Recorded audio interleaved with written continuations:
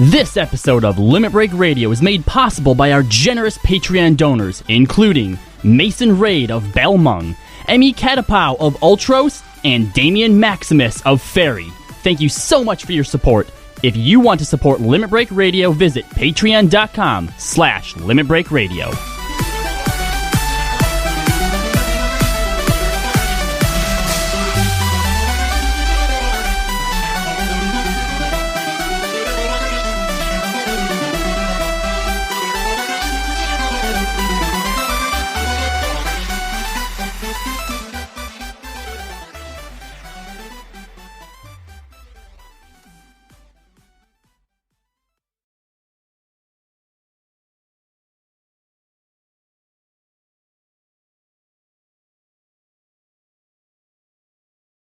Live from Eorzea. Limit Break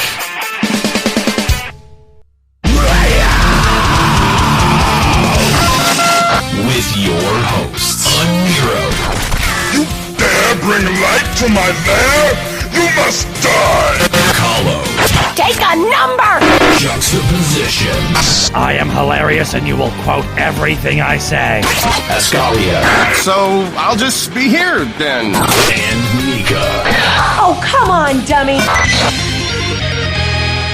LimitBreakRadio.com. 5, 4, 3, 2, 1! Welcome to Limit Break Radio, episode number 22, a radio rage. Oh, I was going to say resalted. Oh.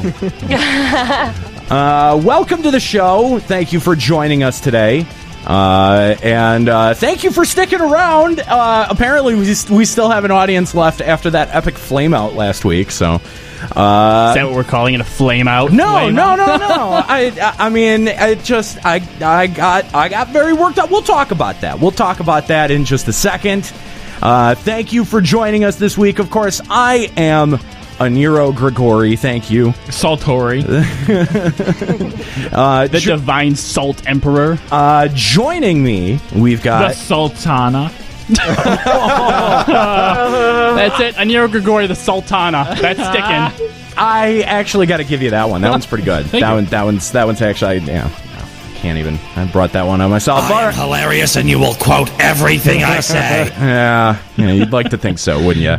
Joining me today, we've got Kahlo Landis. Kahlo, how you doing? What's up? It's doing pretty good. Fine. In the studio? In the studio In again. the studio. Unfortunately, it's really hot already. What a pleasure to have you here today. Yeah. Couldn't be here. Be here last time. Well, I was here. I mean, I just wasn't. Yeah. You were here. You were here. You yelled at him enough over Skype. I can't imagine what it would have been like if he was in the room. You would have been safe from bodily harm. It's fine. Anyway, also joining me, Juxtaposition. How you doing, Juxta? Doing great. How is everyone else doing? How's the stream doing? How are you guys doing? Are you guys happy that we're here on this wonderful Sunday afternoon? What are you doing? What? What are you doing? You sound engaging. weird. He's trying to engage the audience. What is he doing? I don't know. He put on like a fake Yeah. It's not fake. No, there was definitely something What are you talking about? phony about the way you just did that. No, that's actually called genuine. No, you know what? You were hamming it up. That's what he was doing. He was hamming it up. No, it sounded like he was just being himself. Yeah, hamming it up. But it shouldn't surprise you, though. Like, I guess. No, she's right. Juxta, stop being dumb. You're dumb. You like just ruined he was giving his quote unquote genuine, courtesy of you asked me how I was, I'm going to ask you how you are. That's it's the norm, right? The social norm. Yes, I am normal. That's exactly right. Okay. Yeah, I don't know about that. Nika Kyanian joining us as well. How you doing? Hi, good. Good. Thank you. How's Senpai? Senpai's good. Good. I like Senpai.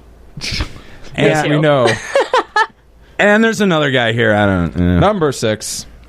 Scalia! I thought you were talking about the cutout again. Yeah. Hey. It's easy to get the two confused. By the way, I enjoyed Kooky showing off her dog tag with number 5 written on the back. That was very subtle, guys. Very subtle. Thank you. What number's on the back of yours? It's unnumbered. I can fix that for you if you want to pass it over this way. Yeah, absolutely. Yeah, hand it over here. Go ahead. We all know what number. Yeah. We all know what numbers yours I'm is. number 4. That makes me I'm also cooler. going to draw a butt on it. Never mind. I'll keep it. So we are, of course, live from Eorzea, as always, hanging out in Zenith today. If you'd like to join us, work to Zenith if you're on Sargentanis. If you can't get there yet, it's because you're a bad and you're terrible, and you should feel bad about your life. No, they shouldn't. At least that's the takeaway that everyone seemed to take away from the last conversation. That's apparently the only thing I'm capable of saying anymore. And if you can't get here, you suck, and you should feel bad. It's nice that we have everyone all here at the Zenith. Yeah. There's no internet at my house. Leave me alone. What? Everyone's accounted for. Yeah. All the important people are here. It's okay. Yeah, like the nutkin on my shoulder. You know what they're gonna do? My fat cat can fill in for you. Thank you, Nico. Look, he's rolling around. It's so cute. Why don't you want to be as cute as the fat cat? Yeah, he has way more personality. Just like the cutout stand can fill in for you. It's fine. It's easy to get the two That's confused. why we keep you around, because you still have have so many great fill-ins. Yeah. Do you still have that stupid fucking helmet on? No. No. No. Oh, okay. Good. He says it so matter-of-factly, like, no, I don't. I actually got something better, okay? My stupid hat is gone. God. Replaced with another stupid hat, I'm sure. Dude, the Yasha gear looks like balls. It sucks. So welcome to the show. Thank you for joining us here live on twitch.tv/Limit Break Radio. It is a beautiful Sunday. If you're listening on the podcast, we do so appreciate all of those downloads. Almost 20,000 of them already within the first week on episode 21. Nice. That's usually it takes about maybe a week and a half to get there, but to get there before 7 days. Before 7 days. That's a pretty fantastic accomplishment. Episode 21, of course, seeing more comments either through the chat room or through our Twitter page or YouTube page. We have, I think, something like almost 20 emails to read today. Almost 20 emails. We got a lot of correspondence, a lot of reactions about episode 21. Of course, not just that. Weren't we over 10 like the day after the episode dropped? Oh yeah, we got slammed. Nero, with emails. would you say that we rustled some Jimmy? I would say that we definitely rustled some jimmies out there. Jimmies have been rustled. Jimmies have been rustled. We hear your jimmies rustling. It's Still okay. butthurt. Yeah, there definitely is some butthurt going around. Now, how many of them were positive, uplifting messages about how much they enjoyed our message? Well, we're going to read all of them. We're going to read Every all of one? all of the emails. Yes, today's episode is going to be devoted to the backlash, to your response to episode 21 as to call it as a fan base. User interaction. Yes. Whoa. Okay, look, I'm going to have to correct someone here. Kasumi Cascade 14 is calling this the damage control episode. If anything, Kasumi. Let us start with an We don't apology do damage to control at Limit Break Radio. Yes, if anything, Kasumi, we're going to be doubling down on some of this There you go, the double down. The double down. Just like it's a great American tradition to take 2 chicken breasts, deep fry them, and put them in a sandwich and use them instead of buns. We're going to do the same goddamn thing and double down on our shittiness. We're going to look at the damage we caused, and you know what? We can do better than that. We can do more. Not enough. There are still some listeners here, and damn it, we're going to drive those guys off too. We are going to Shia LaBeouf the fuck out of this episode. Oh, jeez. Do it! Do it, dude! So, wait, are you talking about green screen do it Shia LaBeouf or paper bag on head rape me in a closet Shia LaBeouf? Is there a difference?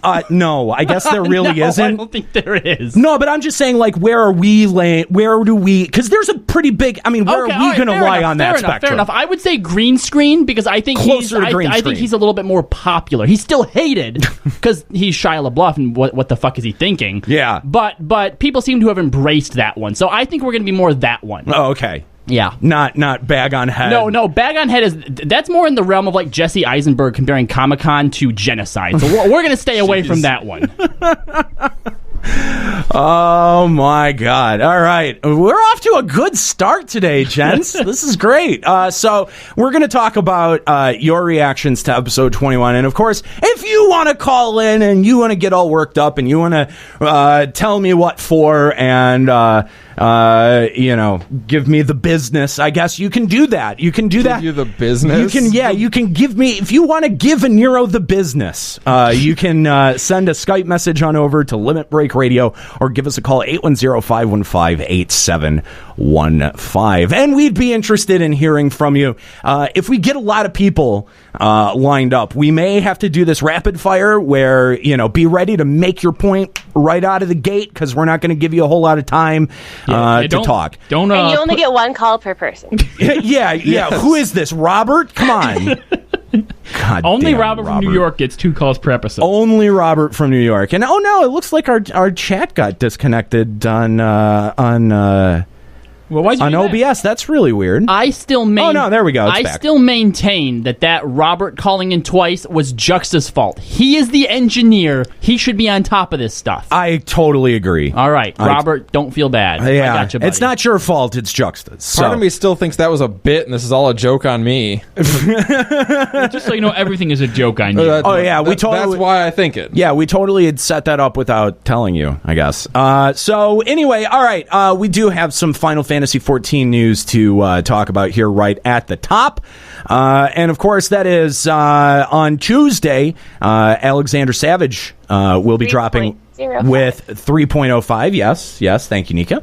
And we've got some details. It's the pretty typical. We don't really know. Please anything. look forward to it. Yeah, we don't really know. The page doesn't really tell us much of anything at all. There's a thing you raid, get drops, and you can get tokens this time. That's all we know. Yeah, that's really it gives actual gear drops and tokens. But we still don't know if it's like a specific token for specific gear. If it's like the same token. It said you'd be able to exchange those tokens for a piece of gear. Yeah. But does it mean like one kind of token and you can choose any piece of gear? I thought it said like pages. They were called like pages. Yeah. I assume that it would work similar to what Ravana does, where it drops a drop, but then you also get tokens. So if you don't see your drop for so long, you're still getting something out of it. And if you want a body piece, you have to pay up 50 pages.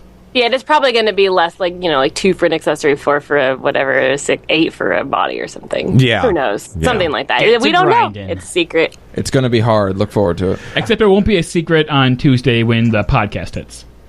Oh yeah, that's true. It shall be known. When this comes out, it'll be still fresh enough that no one will probably have cleared it. Yeah. Well, hopefully, let's hope that it's challenging enough. You know what we should do? We should start a betting pool on how long it takes Nika's group to clear it. Okay, well, heads up. This whole entire week, half of our group is out of commission, so we won't really be able to go into it till Monday of next week. Okay, so just add a week. That's fine. Excuses. Yeah. How are you ever going to be a world first, Nika? I don't know. How? Damn casuals. I have my claim to fame of that from 11. I have to work. I have a family. Yeah, that's a thing. And my birthday and a convention. All of things happening next week. Family, birthday, convention, all these things. Wait, which convention? Otakon. Oh, okay, then it's justifiable. Yeah, it's like the second biggest anime con in the country. Yeah, no, that's it's fair. An actual That's fair. Con, That's fair. Not one of these one-day cons that they hold in a farmer's market. That's just a little corner of it sectioned off.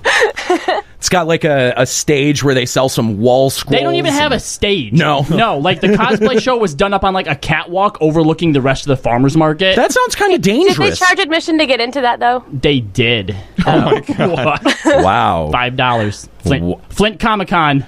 Looking at you. God damn, that's sad. Yeah. That's like ball. You didn't have to pay though if you went in the back way. Nobody was watching it. That's ball pit in a gymnasium sad. Yeah. So This place is boring. Pretty much, yeah. So that's pretty much all we know about Alexander Savage. Where we can all look forward to wiping to that on Tuesday. But as well in the 3.05 expansion, we're also going to be seeing the brand new PvP encounter Seal Rock Seas, which is pretty interesting. It seems, Kahlo, you were saying it seems like a capture the flag style event. It kind of seems like it's a capture the flag It sort doesn't of thing. say you have to return it to your base camp, so I'm thinking it might just be a thing you click on. Well, all right, sorry. Not so much capture the flag. King of the Hill, is that the right one? Yeah, that's King of the Hill. There you go, yeah. But, I mean, I don't think you have to hold it. I think you just click on it, and if you click on it through, then you just move on with your life. Oh, okay. Because Frontlines is essentially... That's King of the Hill. King of the Hill. Yeah. So that's why I'm like... Unless is it just each team has one spot that you have to get to, or do you have to progress through? Or I don't know. We'll see. Hopefully, it's cool and interesting though. What I assume is happening that there's maybe 6 or 7 little spawn points where these clickable nodes will pop up, and then you have to go and click on it. The Old Republic had something like that, where you'd be offense and defensive teams, and the offensive team would have to move through, capture a point. Once they capture that one, they could start spawning there, and then move to the next point. What was the first word in that game? Old. Yeah. That was actually pretty good. Yeah, that was a good one. No, this is going to be a lot less thought out. I don't know. It's going to be interesting, and the other PvP that I can't think of right now. What is it called? Slaughter? No, the Frontlines. Frontlines. Thank you. Just like Frontlines taking place on a battlefield that is pretty steeped in lore, this one also has its place in FF14 lore as well. Seal Rock, also known as Swallowtail Rome, had a big part in the 1.0 Limso Lominsa storyline. And if you'd like to learn more, Gamer Escape just did a excellent write-up of that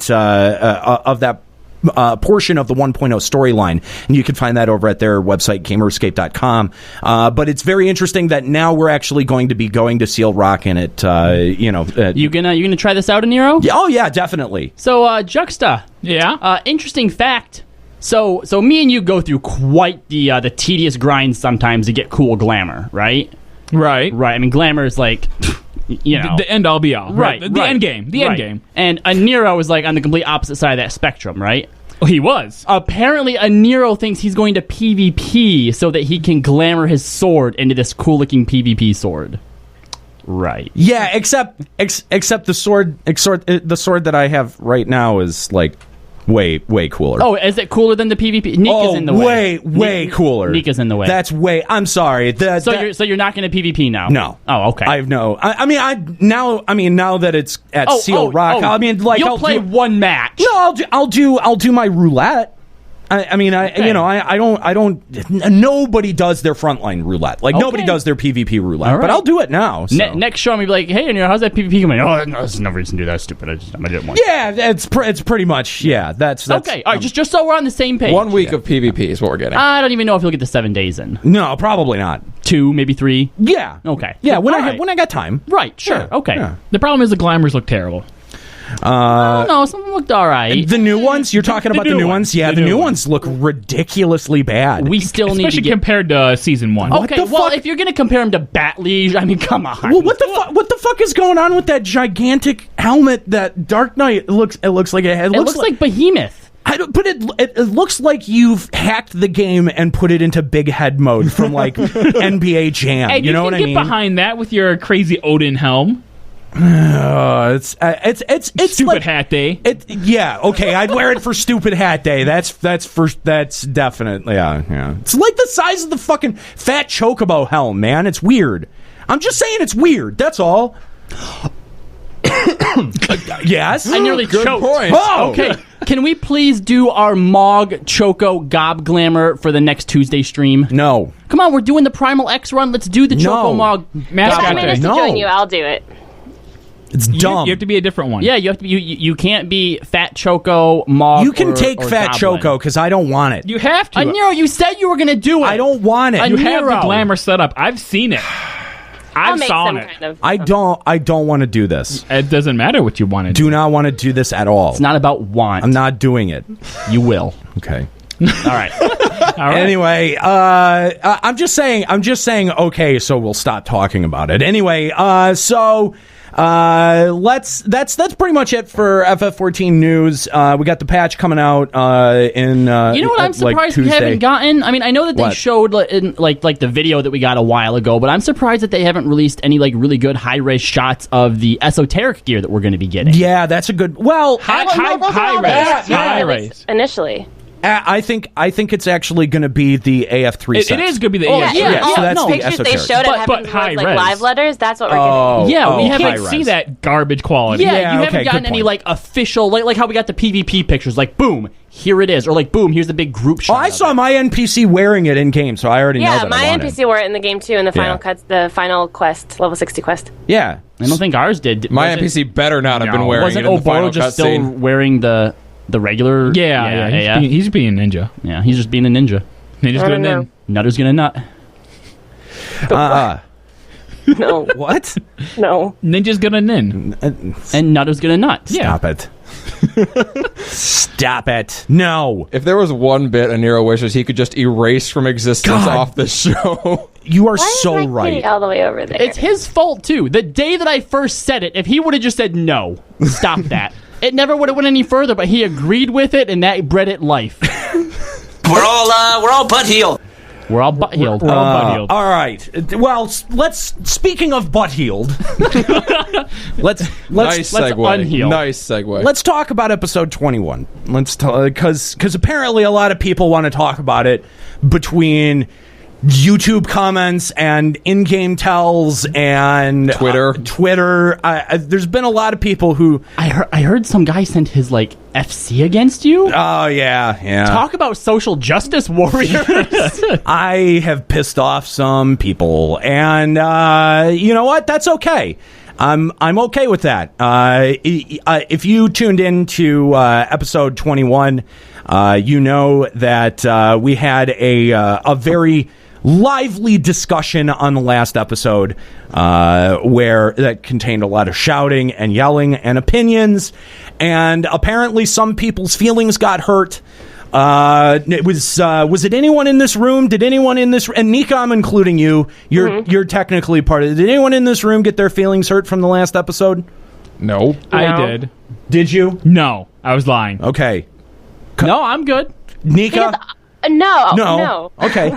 All right, because apparently there's some concern that we have sown the seeds of discontent among the crew, and that Amongst we're us? and that we're mad at each other, and that it's some kind of behind this. That's People thought this was last episode was literally the beginning of the end of Limit Break Radio. yes. I I didn't realize the comments were that extreme. Like, do Hold people not realize how debates work? I Hold don't on. think they do. Hold on. I don't think they Hold do. on. What? That episode was apparently the beginning of the end, but the time that me and Juxta had it out for like 3 episodes in a row, that was okay. That culminated in the rap battle. That was fine. Well, because it ended. Well, we're the heart of the show, okay? Me and him. That's true. We carry you guys like a balloon carries a zeppelin, okay? I think your dicks are good. Our dicks are so good.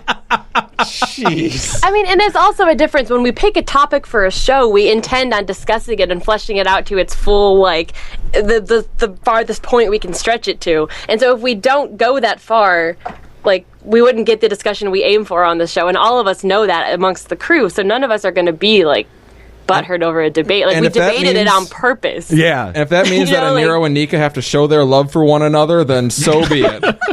No, I love all of you. That's why I have the hard eyeballs.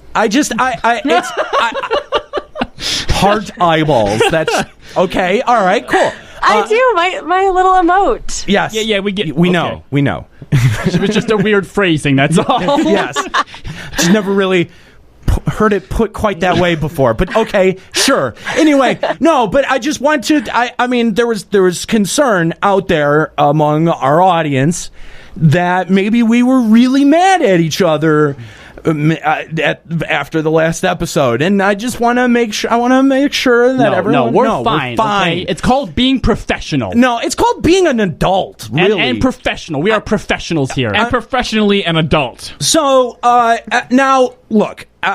We've made it clear nobody in this room got their little feelings hurt. No Jimmys are rustled in We've here. been friends for so long that, like, if that was what broke us all up, I think we'd have worse problems than that. But you know, like. But I also want to address the rustled Jimmys out there in the general audience as well. So I have a few things to say.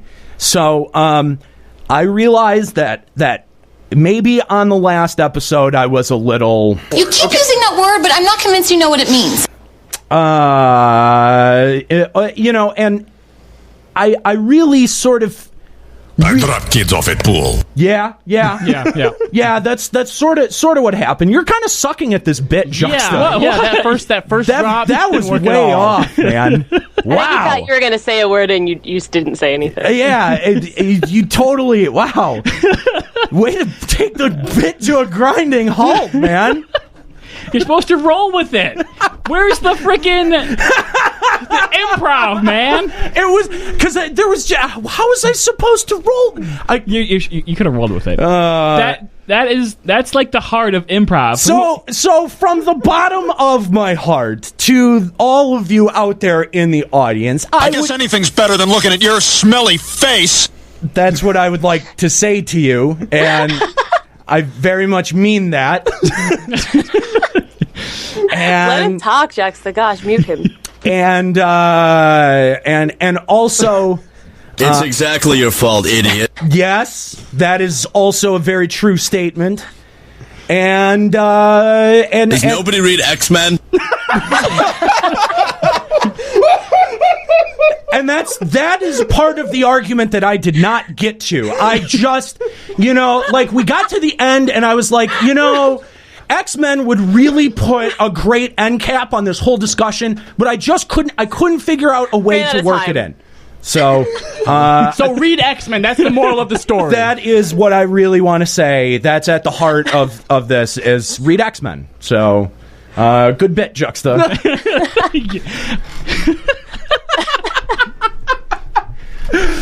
All right. So, I didn't know you wanted the drops to make sense. He didn't know the drops were supposed to be relevant. You said it was supposed to be ad-libs. When have ad-libs ever made sense? That's when they're most funny. No, I said Mad Libs. Mad Libs. Have you never had... Oh, my God. Mad Libs have little parentheses like use a noun.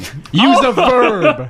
Well, you didn't say use a noun. Oh, my God. He's going to get a bonus payout for this. What are you idiots doing? I don't even know anymore. You're terrible, Juxta. I recovered it. So I don't know what's going on with Twitch and our chat. It seems to be bugging out on us today, and I don't know if that's on a server level or what. Usually when this happens, it's usually at a server level. So not much that I know that we can do, but we try to display the chat on screen. And anyway, if you have comments and you'd like to call the show, please send us a Skype message. Limit Break Radio. Let us know what your character name and server is, or give us a call 810-515-8715. So, continuing to talk about episode number 21. How do you guys feel about some of the backlash that we've gotten? I mean, we have now among a backlash, we've gotten a lot of really supportive comments as well. But how do you guys feel about the backlash? It's been really interesting to watch. Well, we've obviously gotten like hate mail before. Oh yeah. But I don't think that we've ever like compared to this now. I don't think we've ever really gotten backlash Like this is crazy, man. Yeah. Over 20 emails on one episode, like subject-wise. I know. It's pretty crazy. I like it. It's yeah. really gotten us out there a lot more, too. I feel like a lot more people, that they say, there's no such thing as bad publicity.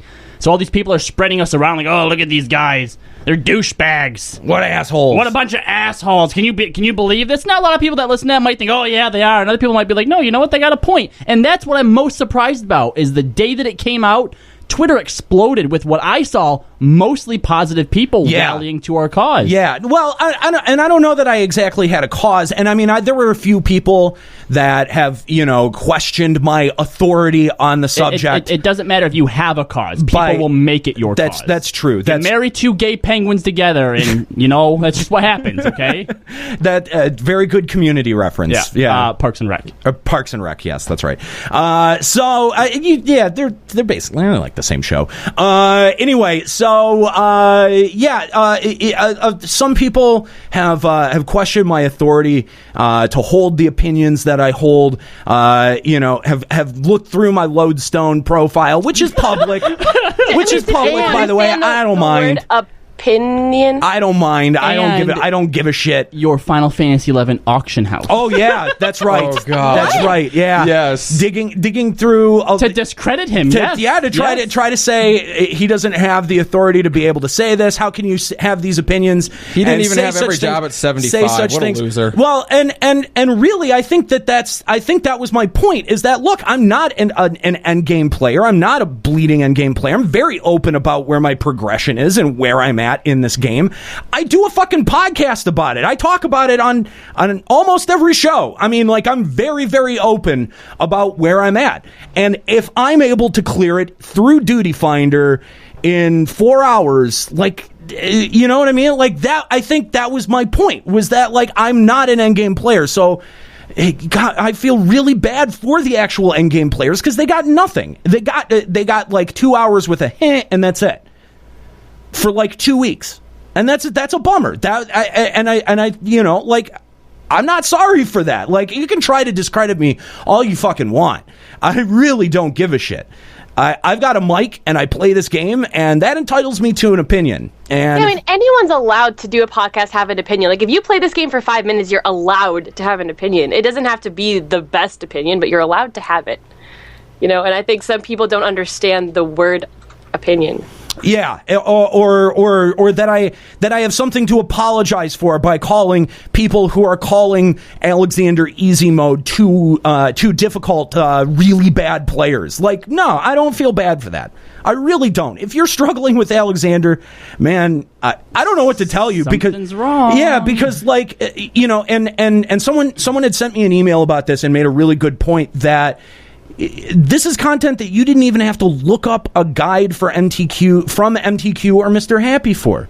You just don't. Like, it's so painfully obvious what the fight wants from dungeon mechanics. Yeah, or like, it really is. Yeah, it's stay out of the fair, bag. like, the final floor is a real big healing check. So if your healers have never healed something in endgame before, they could have a real tough time. Well, that's fine, because the first one, the oppressors, that's a DPS DPS fight. DPS attention check. There you go. Right. Yeah, DPS knowledge check. You might wipe one time the first time everyone just blitzes down the same oppressor, and then you're like, oh, wait, we got to kill him at the same time. Not even the oppressor thing, just DPS being able to line them up to shrink the missiles. Oh, yeah. So long as your DPS can do that, you're fine. So long as you can attack numbered targets in the second floor, you're fine. So long as you can stay out of bad in the third floor, you're fine. So long as your healers can heal in the fourth floor, you're fine. Done. There's your Alexander walkthrough. Mr. Happy MTQ, you're welcome. I just scripted it for you. There you go. Yeah, all 4 floors right there summed up in like under 60 seconds. There you go. 60-second strat. Enjoy your content for 2 weeks, and then, I mean, I think have a harder the thing version. is that I feel like the Alexander floors, while they were easy, the mechanics were fun. Like, I had genuine fun playing all of the floors. Yeah, and so that's why, like, I'm actually really looking forward to Savage, because I feel like they're going to take those mechanics and, like, blow them up, and I'm really excited. It's a good skeleton structure for Savage. I completely agree with that, Nika, and it was fun for the first, 2-3 times. But, right, which is why it's only really 2 weeks we grinded. The rest of the time, it's kind of like a hero there, get your piece, whatever. I guess, man, but but look at the loot structure though. Like the loot structure is so kind of fucked for. I'm not going to end up with a body piece for another 4 weeks still. So it's not about like having to grind stuff or whatever. It's just like for people who put together farm parties, you gotta run 4. You gotta run 4, or else a bunch of people don't get stuff. And then like what doesn't take very long. It takes a lot less time than like 4 pony runs or 4. Yeah, totally. And I mean, like you can queue for them in Duty Finder, but then you've got the competition of 7 other people lotting for all of those pieces. I mean, it's just the structure is very competitive, and it's a little bit fucked for how just I don't know. But I feel like it's a lot less competitive than Coils was. That's why people put that restriction of like 2 people only per loot piece. Whereas in this one, everyone's going for a different piece, and you don't have to wait for your specific jobs to drop. Personally, what I think the loot system in this case does, it kind of negates Duty Finder. Yeah, a little bit. Because going into Duty Finder, you could go 10 runs and not get anything. You're actually better off getting into a party that's going to do the 4 runs. My concern is that in 2-3 days, we're going to get a patch and you can just grind for gear better, and then no one's going to bother. I mean, no one's going to bother doing it. There's really like, depending on how hard Savage is. Are you going to say that you're going to just grind Alexander Savage for gear? Is that what you're saying, or are you saying Crystal Tower? Well, you're going to get esoteric. Esoteric gear. Esoteric gear is going to be better than it anyway. So it's like it sort of makes it pointless. Well, we don't know you can only get one esoteric It could end up being the same eye level where you have to pick and choose BIS. Mm-hmm. We don't really know. That's true. That's true. We don't really know. I mean, if I bet it kills floor 4, which is the only one you can get body pieces from, because that's going to take so long. The first esoteric piece I'm going to get is body. Yeah. Right. Literally nobody has the body yet because it's only been out for 2 weeks, and it has to be a minimum of 4 for you to get one. Nobody has legs. But nobody has the body. I've seen someone with. I guess you could have legs too. No, you can't. Maybe I saw somebody with feet. The body. Yeah, I have the legs. But the thing is the body only drops from floor 4, and you can only get 1 piece from floor 4 per week, and there's only been 2 weeks. Yeah, and you need 4 of them. Right, and I mean, Aces in the chat says 450 esoteric cap. Definitely. Like obviously, but they already said there's going to be a weekly cap, because that's why law is uncapped, because esoterics will be capped. But the thing is though, if you know that you can just sort of sit back on your haunches and just sort of wait for that gear, like what incentive do you have to grind out the I-90 stuff or 190 stuff? Yeah, glamour. That's really it. But oh god, I think that's why it's easy enough that you can grind it out for glamour and not care that much. I guess. I mean, maybe. I don't.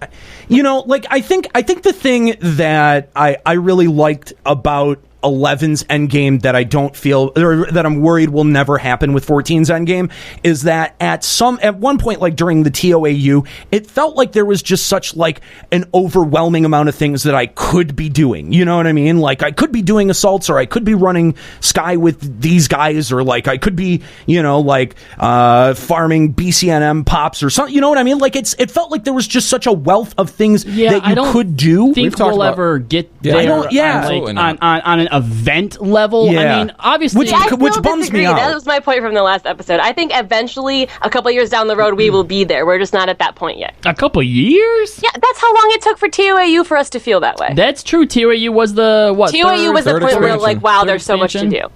I guess. And I feel like, 1 or 2 more expansions, we will be there, just not yet. Could be. I don't see it. It's especially if they keep structuring the way that they are. Yeah. Like it'll just make a small amount of content for. I think you can structure like 3 more expansions this exact same way. Well, hold on. I don't even think. I think the structure they have is fine, so long as going forward they expand and they add things to it. Sure. Yeah, totally. That was made on the last episode that there will be something new and different before the end of this expansion. Well, at some point they're going to have to make this decision where they're going to release an event wherein the gear that comes out of it doesn't just blow everything else out of the water. If you want to be able to keep multiple events relative and necessary, you can't have one event be what provides the best gear. Yeah, they'll have to find a way around it. But I mean, I think that depending on what the whole airship exploration ends up being, that could be this expansion's new event that they're building onto. I hope so, man. I hope so. It's just, between the different discussions that we've had on the show, I don't know how much honest hope I have left for that anymore. But, another comment that we got a lot from the last episode is that well, the casual player base makes up so much of, who's actually paying to play the game. And, that's not lost on me. I understand that the bleeding edge endgame, like only clearing without echo a portion of the population is very, very small. What do you think is the ratio of that, though? Like 80-20? Well, the stat that keeps being thrown at me is 5% of the community, and I think that was from a presentation that Square Enix gave that I must have slept through, because I did not see that, and I'm not sure. I'm sure somebody in the chat will link the source right now. I feel like there's maybe 1 or 2% who's like the pushing edge of the content, but I think by the time T13 got Echo, more than 5% had cleared 13. Oh yeah, no, I'll give you that. So I consider that to be the people who are like, even if you're not pushing world first, if you are doing endgame content and clearing it before Echo, I consider you an endgame raider.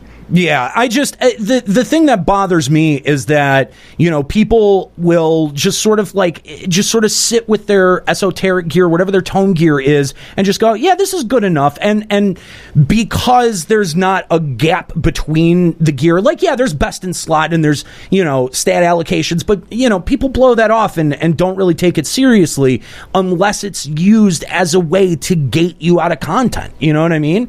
And so, like, I think that's sort of been the thing that I've been thinking about so much, is that there is eye level that gates you out of some content in Heaven's Word, and that's fine too, but it's just like there's no real incentive for someone who doesn't have the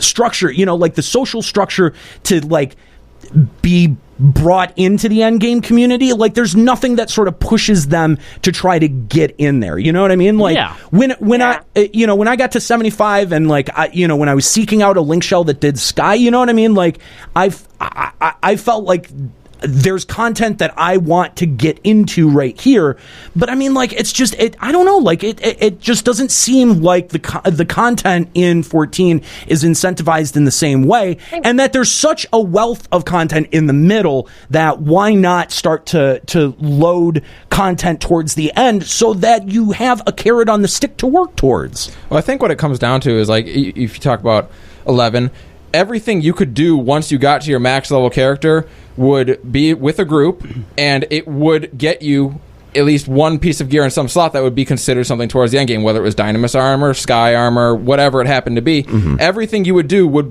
naturally push you towards endgame because everything drops something of importance in every event. Whereas in 14, you have 1, maybe 2 events that require a good eye level to get into and give the best gear. And I think that's the problem with the vertical growing eye level system, and also gear that's not interchangeable. Like, if we had 5 pieces of gear, all the same eye level, but each piece maybe enhanced a different move, and you could pick and choose, like, oh, I want, to have a stronger elixir field, or I want to have a stronger, like, snap punch, and you had to choose between which piece you liked better or something, and it was like 5 or 6 pieces all the same eye level. It would make people want to do all these different events to have and mix and match and figure out what they like better, whereas it's like, nope, this eye level to this one to this one to this one, and it just kind of provides that there's not much incentive to do other things, because a lot of people see their eye level, they're like, oh, I'm 190, I'm good, I don't care about doing Alexander because I already have tome gear or whatever, and they don't care. And here's the thing, here's what disquiets me about that so much, and I know that we get some shit for harping on WoW and everything too, but you know what? That is a real problem with MMOs. Like, I think we have clearly identified a real problem that FF14 has.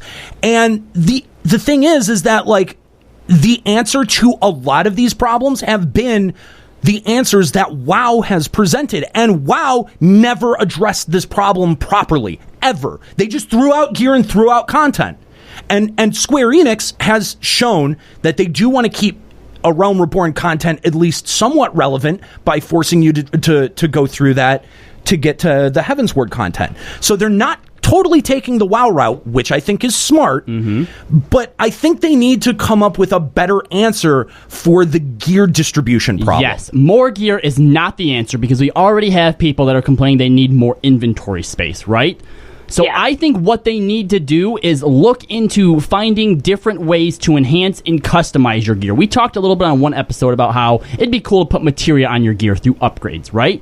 Well, what about going a little bit further? Nikki, you mentioned what about having different gear that enhanced different things, right? Mm-hmm. So how about instead you get your main gear or whatever from your esoteric tomes or whatever the main raid is of the expansion. Then as you start introducing all of these side things, like you could put some in hunts, you could put some in this new airship thing, but basically what you get from those then is some type of new materia that is class specific that is constantly interchangeable in your gear. So if you need better enmity generation, you can plug something in. If you want your dancing edge debuff to last longer, you plug something in. Right. And what that could also do too is then that starts changing job to job. Like my rotation as a ninja, based on which raid you're doing. No, but having you're doing different endgame raids, you would change your gear to customize to fit what you need for that battle. Like if you need, like how Monk was really big in 13 because it needed the int down, so maybe you can put something on that makes Dragon Kick's int down just a little bit stronger for that fight, and that kind of stuff. Right, but that kind of idea would also separate jobs. Like if I had on something that made my dancing edge debuff longer, then me and Juxta being in the same raid as the same job would have drastically different rotations. But I think you could also work together, and one of you could get that debuff, and then Juxta could get a different one. So then having two ninjas would be more beneficial because each of you are enhancing a different a different debuff from ninja. But I think the thing that Yoshi P wants to avoid is party finders, where you're now saying this piece of gear is a requirement for your participation. Oh, sure. It would definitely take a lot of balance and a lot of thought, but it would also add a whole new level of complexity. But people are ready to jump all over that point and bellyache about it, but is that the worst thing in the world? Look, something new has to be done. Yeah, totally. Okay, I agree. Before WoW came out, or when WoW came out, the difference between what they had and what was going on in MMOs was so different, okay? Yep. That's why people are so concerned, used to be, I don't hear it so much anymore, but, what's going to be the next WoW killer, right? Yeah. The next WoW killer is going to be something that is just so innovative and unique that when it does come out, we're going to be like, how did nobody think about this before? Like, now that we have it, how did we not realize this is what we need? Well, and I think what they should work towards is trying to eliminate the phrase best in slot. You should not be able to definitively say something is best in slot. Best in slot should change from dungeon to dungeon or fight to fight. That would be nice. I agree, and I think that's the problem with this game, where it's even if we have 2 or 3 different pieces with the same eye level, there is always going to be something with the parser that gets you the highest number DPS you can possibly reach, and that will always be the best. And so that way, if you have multiple people striving for best in slot, every single monk is a carbon copy of each other. Yes. And that's what we need to try to get away from. Yeah, no, I completely agree with that. One of the things that 1.0 had, and also FF11 had, that I actually quite liked, was that it had pieces of gear that didn't necessarily belong to a set, that you had to kind of go out of your way to get or to find. In 1.0, I remember my biggest accomplishment was my Link Shell got together to kill one of the free roaming NMs, and I got this cool pirate hat out of it that had some strength on it. There was no set that went with it. It was a unique thing to killing that specific NM. Well, as we'd all talk about, we don't really need free roaming NMs necessarily, but having the gear that is kind of a separate thing, that it doesn't match a thing, but it's actually a good piece of gear to use. That's not part of a whole AF set, is really cool and something to strive for that could create a different kind of event outside of the Coil Crystal Tower. And and there actually is a fair amount of that too. There's the Mistbeard helm that you get out of treasure coffers. It is all glamour. It's all glamour. Now, if some of those pieces, instead of being cool glamour pieces, they looked like shit, you knew you were going to glamour off what they were anyway, but the stats were good.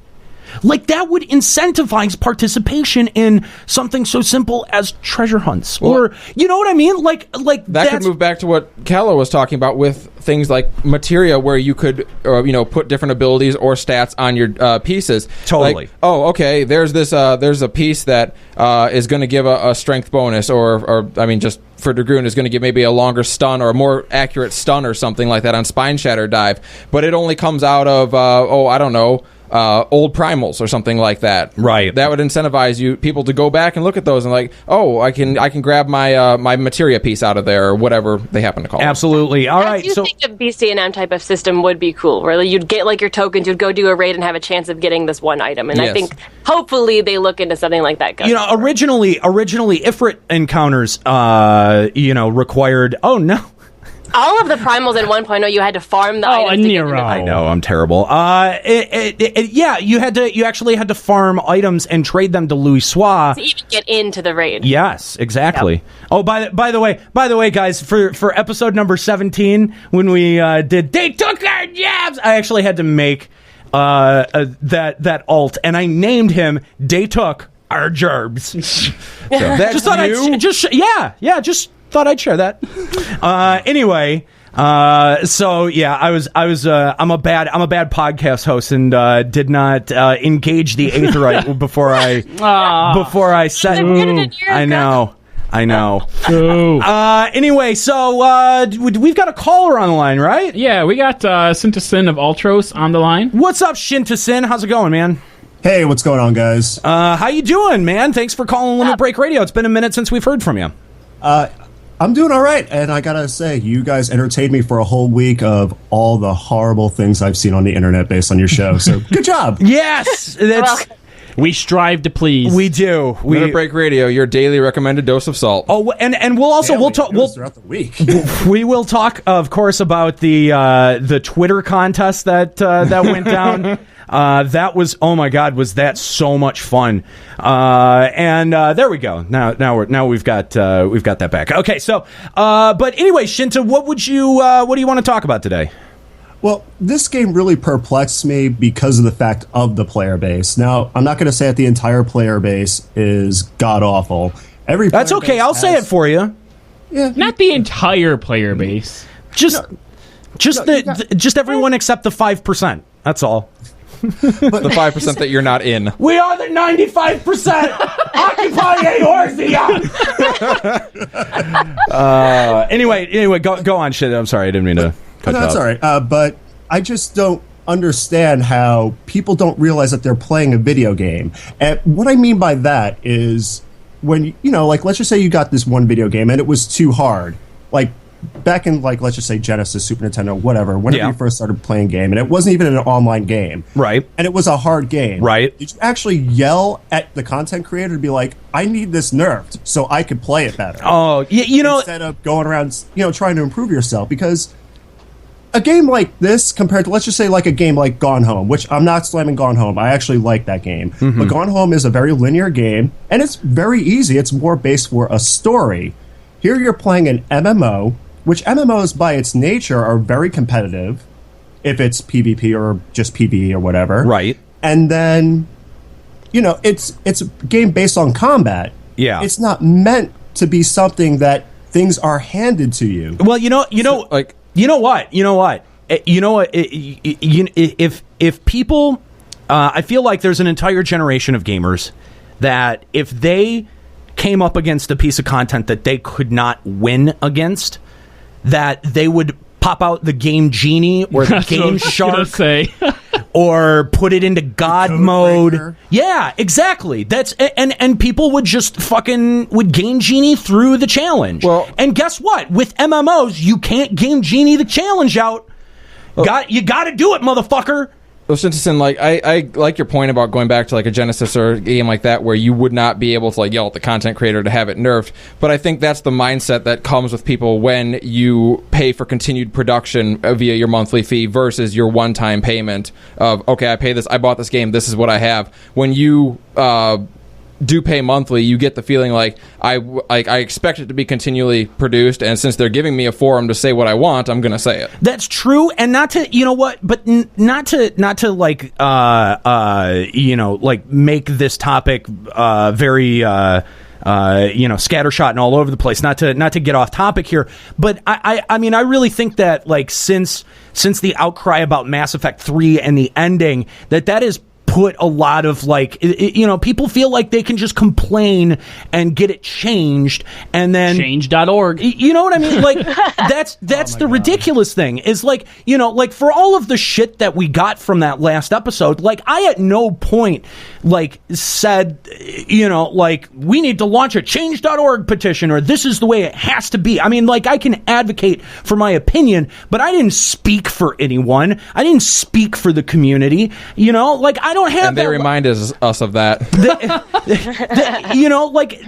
I don't have that level of arrogance. I don't speak for you guys. All I'm trying to do is facilitate a conversation. Clearly, as Shinta Sin has done, you have an open line of communication to express your own opinions, and we'll get to your emails in a minute. But you know what?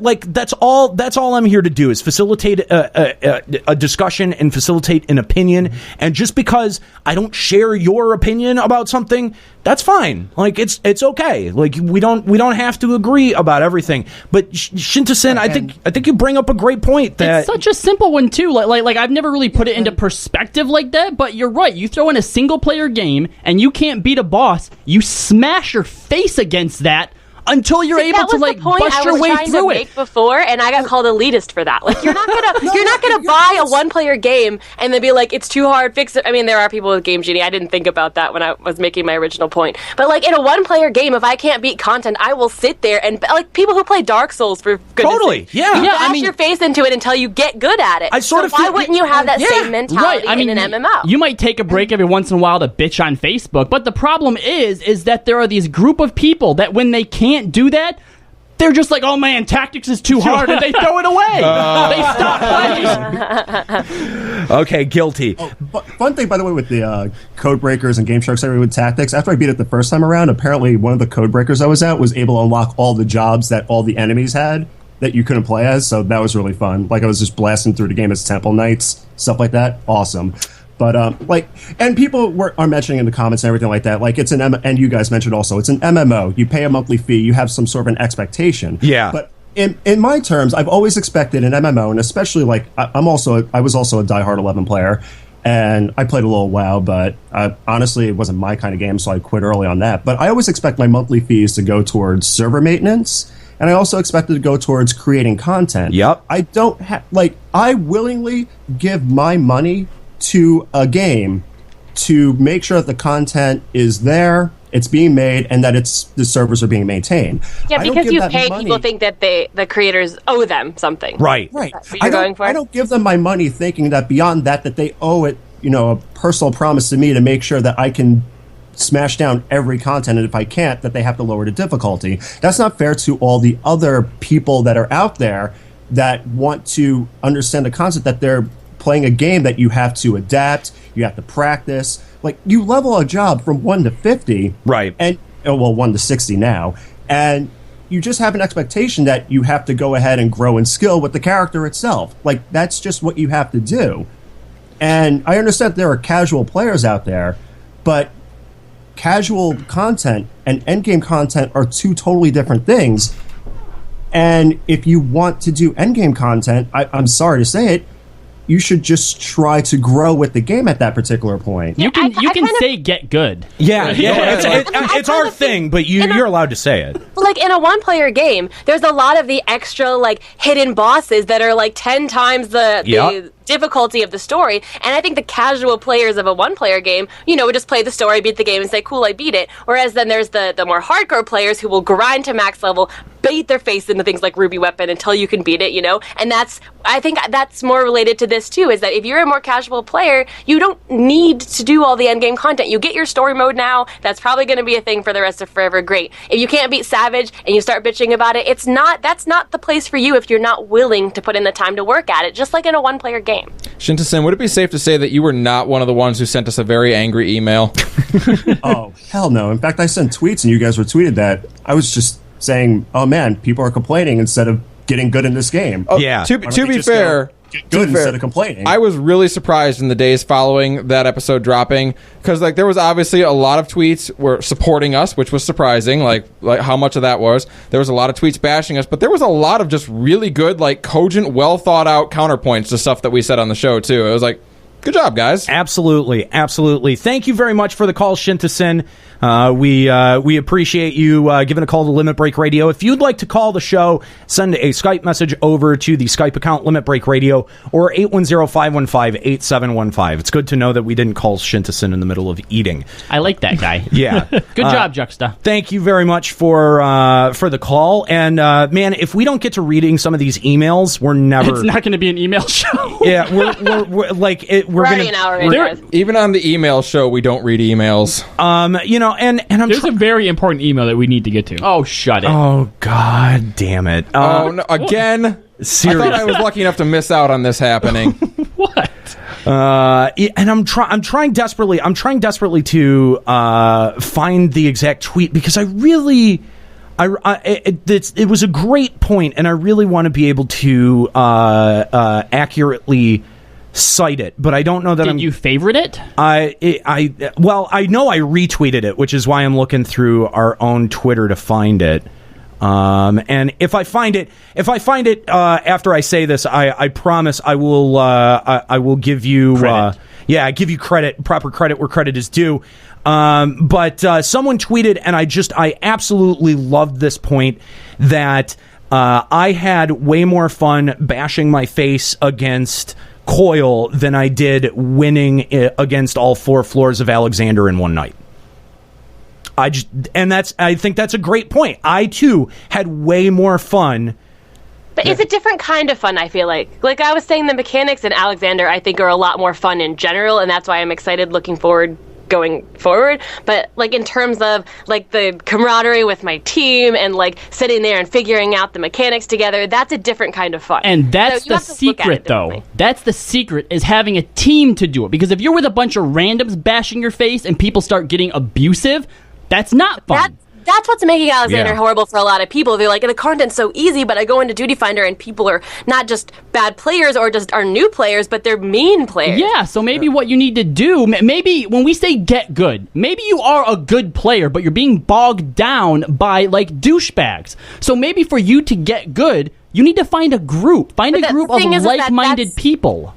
I agree, but then there are those casual players or people with not a set work schedule who cannot necessarily have a static that meets at the same time every day. But then it's also possible, which is why I think, the link shell is there for this, is that get a link shell of, 30 people with the like mind, and that way whoever's on, you'll have a good player, and then whoever's on can be the ones. Yeah, it doesn't necessarily have to be a static. Just find yourself a group of people you get along with and do stuff with them. That really makes the difference. Even in something like Alexander, which is so easy, when you have a good group, even face bashing through it, like with your friends and doing it the right way and like thinking about the mechanics and things, it's still fun.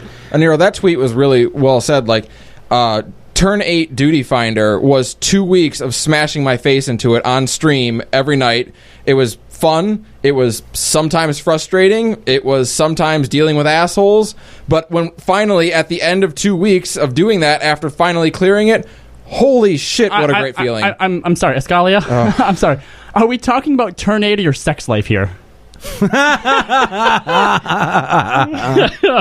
Oh, come on. That was a good one. That was hard. Oh, come on. Bro fist across the room. You're getting the death stare. I've got this before. I've gotten this before.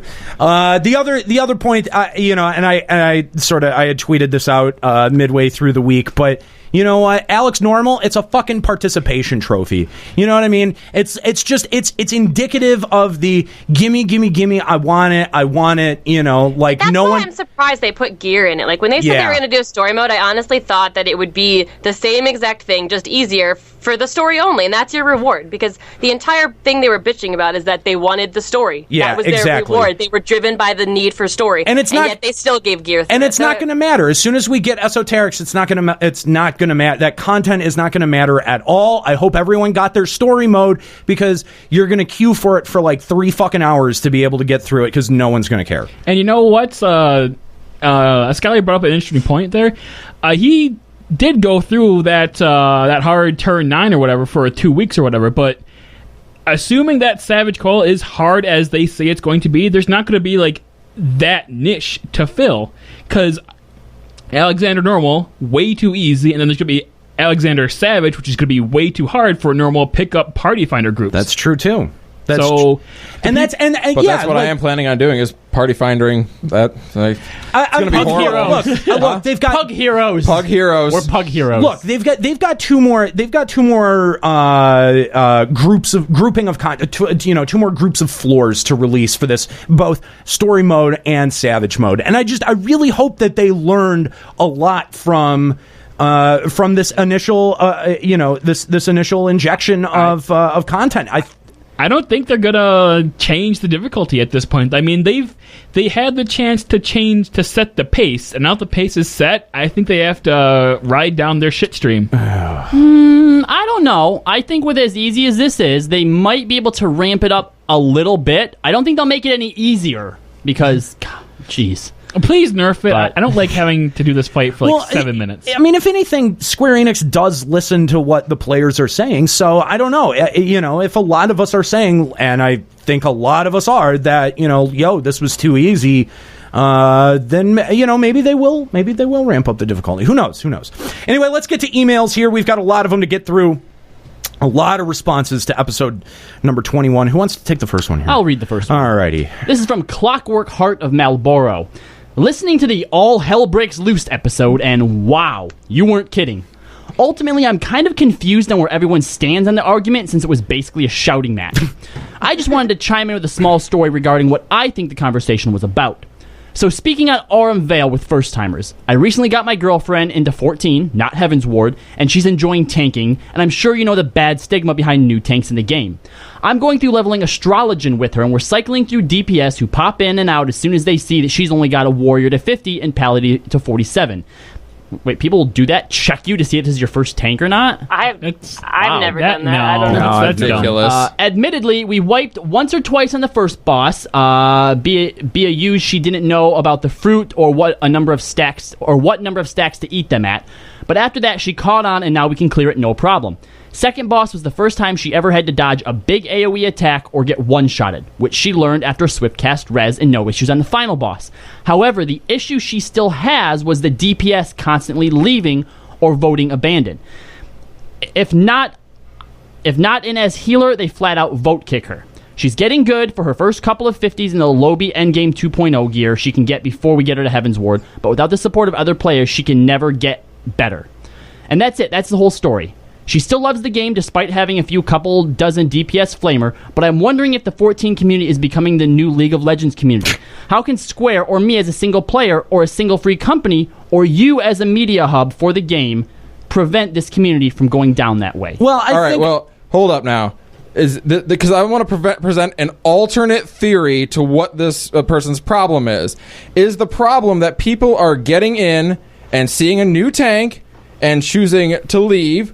Or is it that they're getting into Aurum Vale and saying, fuck that, and leaving? No, it sounds like they're getting into Aurum Vale. She messes up one time, and it's her first time in there, and they're kicking her because of it. Yeah, she's a new tank, and the problem is that people basically aren't giving her enough leeway to learn. Like, oh, we wipe once in the first boss, fuck this, I'm out. And I can see that. I think we've all run into that mentality here. I mean, maybe, but I feel like if you come in and you say, "Sorry, guys, I'm a new tank. I'm learning this dungeon. Please be patient." Because I mean, we did Stone Vigil hard yesterday. The healer comes in and says, "I'm new to this. Please be patient." And I'm like, "There's someone new to Stone Vigil hard," and so we just took 30 seconds before each boss to describe the mechanics, and they were fine. Like, it's not. I don't know. Aurum Vale, admittedly, is a little bit harder for the lower players and the newer players, but I think that if you take 30 seconds to explain the mechanics, people will catch on. We had a new healer and we had a new healer and DPS in our Aurum Vale the other day. It literally means get to first boss, explain how to eat Marlboro fruit. Get to second boss, explain how to dodge. They wiped because she didn't know what number of stacks to eat them. You just say, clearly hey, no one said anything. Stacks, eat a fruit. She would have known that. So I don't know if. I mean, first of all, he's playing next to her. He should have told her that. I think that if you're way to go, boyfriend. What are you doing, Clockwork? I think if you're leading someone new in it who's your friend or your significant other, you should probably have been the one to teach them the mechanics first. But if not, let your party know so you can have time to explain it to them before you pull the boss. I want to say maybe 80% of people, if you explain that, are more willing to work with you. Whereas if you don't just say, "Oh, I'm just going to figure it out as I go," then people are more like. That's where people drop, is when you get to the first boss, wipe, and without having said anything, and you wipe because you didn't understand the mechanics, and people are like, there's like, all right, I'm not dealing with It's this. actually- Even if you catch on the second time, that's not the point of it. You know, if you say you're new and you say, okay, tell me what to do, usually they'll be more patient with you. You would actually be very surprised. Juxta's girlfriend, Fairbear, has obviously been leveling up, and she's new to the game, right? And she How got was into, Thaumaturge, by the way? she got into a dungeon, and something happened, and she didn't really have a good experience. I'm like, look, if you go into a dungeon and right from the start you tell them, I'm new, this is my first time, in most it's going to go a in lot most cases, easier. people they'll be more accepting of you, and they'll tell you stuff. She's like, oh, really? I can say that? And I'm like, yeah. And then she came to me a few days later, and she's like, I go in right now all the time and tell them I'm new, and like 4 out of the 5 parties since then have been like really accommodating for me. Here's the thing. I think people misunderstand what we mean when we say get good. Oh yeah, right. Like just I a think, little bit. I think I definitely think that this has been spun out, and what we mean is that you shouldn't ever be content where you are. You should always want to be getting better. It's not a thing where we're saying, hey, you suck, get on our level because we're really good. We're also in the process of getting good. Yeah, we've never said get good from an elitist perspective to like literally demean someone. No. Like there's so many reasons to get good in this game, and we're not just, like If you are bad and you are trying to improve yourself, right, we're not talking to you. We are talking to you if you are a bad and you are content with being a bad. I think and where half it comes the time from, we say it, we're joking. Anyway. I think where it comes from is that we use the term bad. Probably is not helping our cause. Yeah, we should probably come up with a different term. Like, if you're a bad, get good. Right. If you are a talent impaired, I'm sorry. It's not even that. It's not even that. It's not even like if you can't play.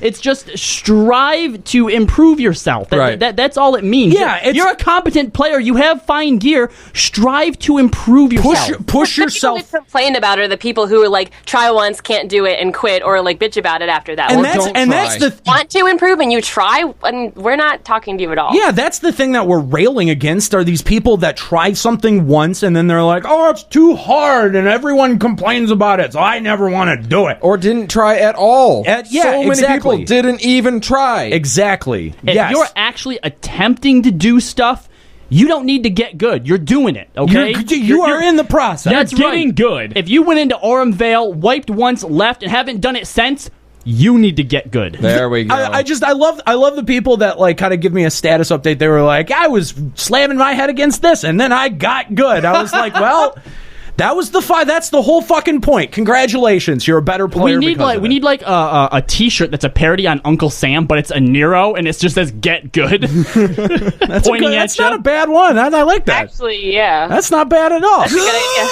I hopped onto a Sly Aka stream the other night, and he's like, "When's the Get Good T-shirt coming out?" Well, there we go. Like, we just designed it. I guess we just designed it. So wait, yeah. why does it have to be and a Nero Nero? wants you to get good. I don't think Nero is the face of LBR. Because I'm the one that screamed it the whole time last time. That's why. I think it should His be me and destroyed Paolo. vocal cords say it's him. So yeah, let's move on to by the way, thank you Clockwork Heart of Marlboro for that email. Let's move on to our next email from Mordex Bladeborn. Wanted to email to comment on the topic of Alexander being too easy. I agree that content is getting easier and it's worrying. I also think, though, that Alexander Normal is providing something important even for more hardcore raiders. With the expansion, we added 3 jobs and 5 new abilities and changed rotations and playstyles.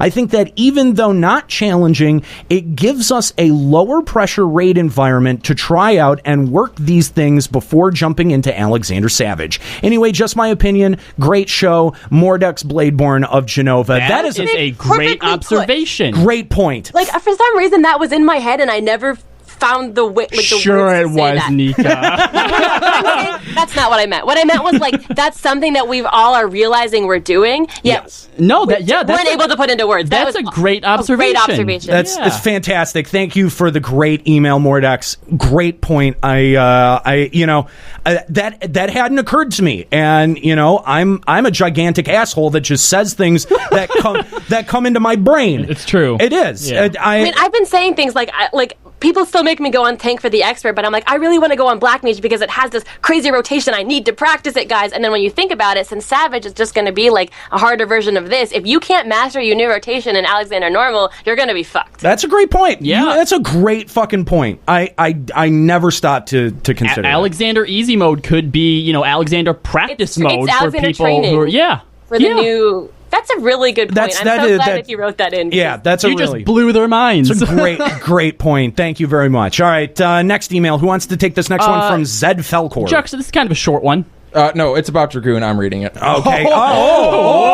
Okay. Just saying. All right. It's fine. Hey, LBR. Number 6, growing some balls. Yeah. Let me just pull out my balls and put them on the desk here for you. I just wanted to say in response to the last show, I enjoy the new abilities for Dragoon. The rotation has become really interesting and adds a new layer of depth that I was looking for. To the people that complain that it's too hard, pick a different class. Get good, basically. Get good. The priority of keeping Blood of the Dragon makes it challenging, but honestly not hard at all. Sure, sometimes the trials and dungeons make it fall off with the timing in between mobs and bosses, but it drops off for only a short time if you are doing your rotation correctly. People just need to #get good. Also, they better not nerf Bismarck, but I'm afraid they will. Thoughts? Keep up all the great content from Zed Falcor of Marlboro server. Now Dragoons, no Monk's Pain of Greased Lightning stat. Or Huton? Gosh, I go back into dungeons where I'm level capped and I have to cast it every pull now. Yeah, what the fuck is this bullshit? And honestly, I think black mages have it a lot harder. Where if you can't keep up Minoki and you lose so much DPS, black mages are so low in the DPS chain now because of that. Whereas Dragoon, honestly, if you can get all your positionals right, is the top DPS right now. No, every time. I guess they've jumped to the occasion, huh? I see what you did there. That was good. Escalia, how do you feel about the new rotation and everything? Now that I get it, I love it. At first, I was just with Blood of the Dragon, I was not getting how it worked. I thought you had no matter what a maximum amount of time that could be up was 30 seconds. But now that I figured it out now with doing Wheeling Thrust and Fang and Claw, it will constantly put on 50 more seconds, and you can keep it up forever. Now that you got awesome. good. Now that I got good and I understand, I love it. I think the new rotation is totally boss. Even though it's a pain in the ass on trash, it's a lot of fun on enemies, on boss mobs. All right. Who does full rotations on trash anyway? Just throw it down some Doton. Just AFK. I mean, Doton, yeah. That's right. And then Rain or Blossom Death. I would love to just spam Doomspike. I don't have the TP for it, though. Mm-hmm. Black Mage has a move that it falls off, but you can cast Blizzard and refresh it. But if you have to move or dodge at all and you can't cast it, it falls off. And I think that's what Dragoon is just blasting away right now, because you can just keep it going forever. Whereas Black Mage, they're like, no, you have to stand still, yet I'm going to put every AoE mechanic in this game that drops a fireball directly on top of your person. You think Dragoon's going to end up getting nerfed? I hope not. I really like that Dragoon's doing so much damage. Or do you think everything's going to get buffed? There's the other half of Team Natalia sticking up for me. No, honestly, I mean, and I'm saying this from my raid perspective. Our warrior changed to Dragoon main for our static, and he is consistently pulling 100 more DPS than Surin's monk. And Surin is a damn good monk. Hey! You watch your mouth! Don't you talk about Senpai like that! I mean, the thing is that Surin was always our top DPS by 60, 80 DPS throughout all of Coil. All of it. And now that we have this Dragoon in our party, he is consistently 100 DPS higher than everyone else, and it's just... What's his name? He's obviously cheating. I'm reporting him to Square Enix. I'm pretty that's the thing, is that I hope they don't nerf Dragoon. I hope they just make it a little bit easier for Black Mage, because Surin's second was Black Mage too, and I'm having trouble with Black Mage, and both of us are kind of it's not really fun anymore, because your highest DPS, you can't keep it up for more than a few seconds in most boss fights. Black Mages had their fun in the sun in ARR, so you know what? Now they can suck. Look, I mean, they kind of did, but I mean... Where you can stand still, Black Mage is amazing, but if you have to dodge at all, you lose so much. Look, the point here is that I don't play it anymore, so I don't care what happens to it. Can we move on?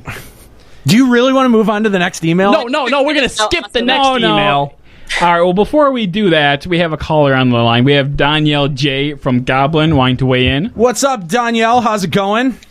Everything's good, man. Everything's good. Thanks for calling Limit Break Radio. How's everything over on the Goblin server? Gob. Everything's going great. Awesome. Everyone's listening. Great. So, what do you think about the last episode, the big discussion that we had? The Alexander normal content. What do you got? I would say that I didn't want to agree with you, but nobody wants to agree with De Niro. But he made several good points, and actually, the thing on that episode with the Alexander, you are right about that. But there was just one thing I did completely disagree with. All right, lay it on me. When Nika said that Final Fantasy 11 was easier than 14. Oh, okay. You want to challenge that 11 was actually harder than 14? Yeah, of course. Like I'm talking about before Abyssia. Okay. Before Abyssia, like when you hit that 75, you hit that max level, you felt accomplishment. And when you did endgame with other people at 75, it was very rare to find a person who was not good at their job, and because you had like roadblocks like the dunes. The dunes made or break players easily. Like that was. But I have to ask how much of that is pure difficulty and how much of that is just long, tedious grinding. It's a different kind of quote unquote difficulty. Yeah, I think that's right. That they're so different. It's almost hard to compare. I think when you just strip it down mechanically and you kind of you remove like the things like the XP grind, which Danielle, I totally agree with you that 75 really felt like an accomplishment. Yeah. Oh, yeah. Way more than 50 did. Yeah, 50 or 60 in 14 doesn't feel like even a quarter of the accomplishment that 75 did in FF11. I totally... But that's because of the... I mean, you know how it was like, oh, if I can get like this much XP per hour, it's awesome. But can you imagine like something like that in this game would be... Everyone would quit. Well, But you died so much leveling up in 11. Like, literally, your parties would wipe to goblins and stuff like that. Like, when I was trying to make that point, it was more along the lines of like, there are some people who just, in general, do not have the reaction time to do mechanics that are in this game. It's just like dodging and like you have to practically do puzzles while you're playing the endgame fights, like dropping meteors away from each other, alternate colors so that these golems will eat them, is something way different than just tank Fafnir, sick Garuda at it, rinse and repeat. Yeah, right. It's a big I mean, think about how you would describe the strategy of Ravana X to somebody, right? And then how you would describe the strategy of Kieran to somebody. Right. Well, hit it. 11 came down a lot of the time to things like timing and reaction times. Can you react to something bad RNG-wise going off? Right. If you're whereas 14 comes down to your mechanics. Like, can you move properly? To do that because of the party size. You had an alliance, like we were talking about last time. Half the people die. You just kick that party and invite another one. But how much were you? They could make it like that. How much were you really reacting to an ability going off in 11? It was always just stun it. Yeah. That's if it. you're a black mage, stun it. That's it. Or not. I don't necessarily even mean being able to stun it. I mean things like big move goes off, healers gotta get going with their spells. I feel like the only people who really ever reacted to that were tanks, honestly. Yeah. 11, because they didn't have AoE bubbles, so tanks had to consistently watch the chat to dodge things like Ixion's conal electricity and right. stuff. As a DPS, would you have to, like, if you're fighting a worm, stay on its legs. If you're fighting, Suzaku, chain spell, everybody run. Well, I was a Dragoon, so I wouldn't know about any real endgame content. I never really got to do any of it, so, yeah. Okay, so that's the thing with 11 also, is that most endgame fights needed the big burst damage. So if you weren't, like, a black mage or a summoner with Garuda or whatever, like... Or a samurai. Mage by the end, or a samurai by the end. Okay, but now, isn't that... Like, you had to level it, or an endgame group wouldn't want you. Isn't that, like... part of the difficulty in that if you aren't this job that has this burst capability, then you can't go to that? I mean, isn't that difficult? It's a different concept of difficulty. Yeah, I think it is. And so isn't that just like... It creates a weird dynamic between players, though, where it's like your favorite job you are never allowed to play. And that was my problem, too, is that I've always loved tanking. I wanted to play Paladin. I loved Paladin in 11. However, we just had so many good Paladins that they're like, nope, you have to play this job or we're not bringing you. So I never got gear for my Paladin. I never got the Relic. I never got to play it. I think I tanked Chimera. Never got end feet. No, I didn't. I did. And the thing is that I loved Samurai, and actually Dragoon, too. I played a lot. And, I mean, Red Mage was my first job. It was a good job, and I was always stuck on it. And I was always healing in parties, because that's what they needed me as that, even though by the end, I despised healing. I just wanted to tank, and I never was allowed to. Whereas in this game, it's a lot more... It's easier to play your favorite job and be able to do endgame. Like, you can do endgame as any job. Yeah. So what Nika's saying now, what I'm taking away from this is whenever we play with her, don't let her tank anymore. Well, but I like to switch it up. Like I'm saying, like for expert roulettes, I always tank. Sometimes I like to be black mage. That's the good about this game is you can pretty much just choose. Whereas in 11, it was like, nope, this is our set group. Like the leaders are always the paladins with the relics. But that wasn't a function of the game itself. That was a function of the community, the player base. Yeah. But you make a good point, nevertheless, Nico. Like people would always like if I complained about not being able to go to events, someone would say level red mage, and it's like, no, if I get red mage 75, it's all I will ever be for the rest of time. So, exactly. Community thing, but the thing is the game's mechanics and the way it was made fostered that kind of community. Like the end game. Like, the fact is that, like, Garuda and Blue Mages did so much burst damage to endgame mobs, they didn't give an opportunity for the melee to really shine, ever. Like, that was just the way that they developed the content. No, so, I agree. It's a player-based thing, but it was fostered through the way the game was made. But I mean, like, I don't know, some of that was also cheesy. I mean, like, even the player base would look at, like, tons of Garudas and black mages, or blue mages, and go, yeah, that's kind of fucking lame, though. And then, you know, like, I mean, like, not... Anyway, so they could do the content, which is like, Yeah, I don't... So yeah, emails. So, yeah, thank you for the call, Donnell. Very interesting to go back to the difficulty between 11 and 14. I mean, they're just different styles of difficult, I think. Yeah, like I was talking difficulty literally in terms of mechanics and the fights themselves. Yeah. You can call, like, having to do more things or leveling longer as a type of difficulty, but that's not the point I was really trying to make. No, I get what you're Would you say that level-capped COPs and promies, was that difficult? Yeah, that was difficult for sure. Is there anything as difficult as that in 14? Airship fight pre-nerf. Yeah, anything as difficult as that in 14? I don't think so. No. So, I mean, I'm just... Your point, Juxta. COP was so difficult that they eventually nerfed it. Well, but no, it's not like even just 5 years later. When she talks about the difficulty, like, literally take them based on their mechanics and look at them. Like, okay, yeah, you talk about, the airship fight was so hard, but what did you do? You went in with TP wings and you tried to burn it down. There's no, like, complexity to that. You tried to cheese it. Right, you're right. You're right. It wasn't mechanically difficult. It was, like we say, a different kind of difficulty. 11 was not an engine built for mechanical difficulties. Well, COP was difficult. I feel like it was forced difficulty. Like, because they took you and they put you at level 30. They, like, level synced you the entire time. And that's what made running through the promies and crap difficult.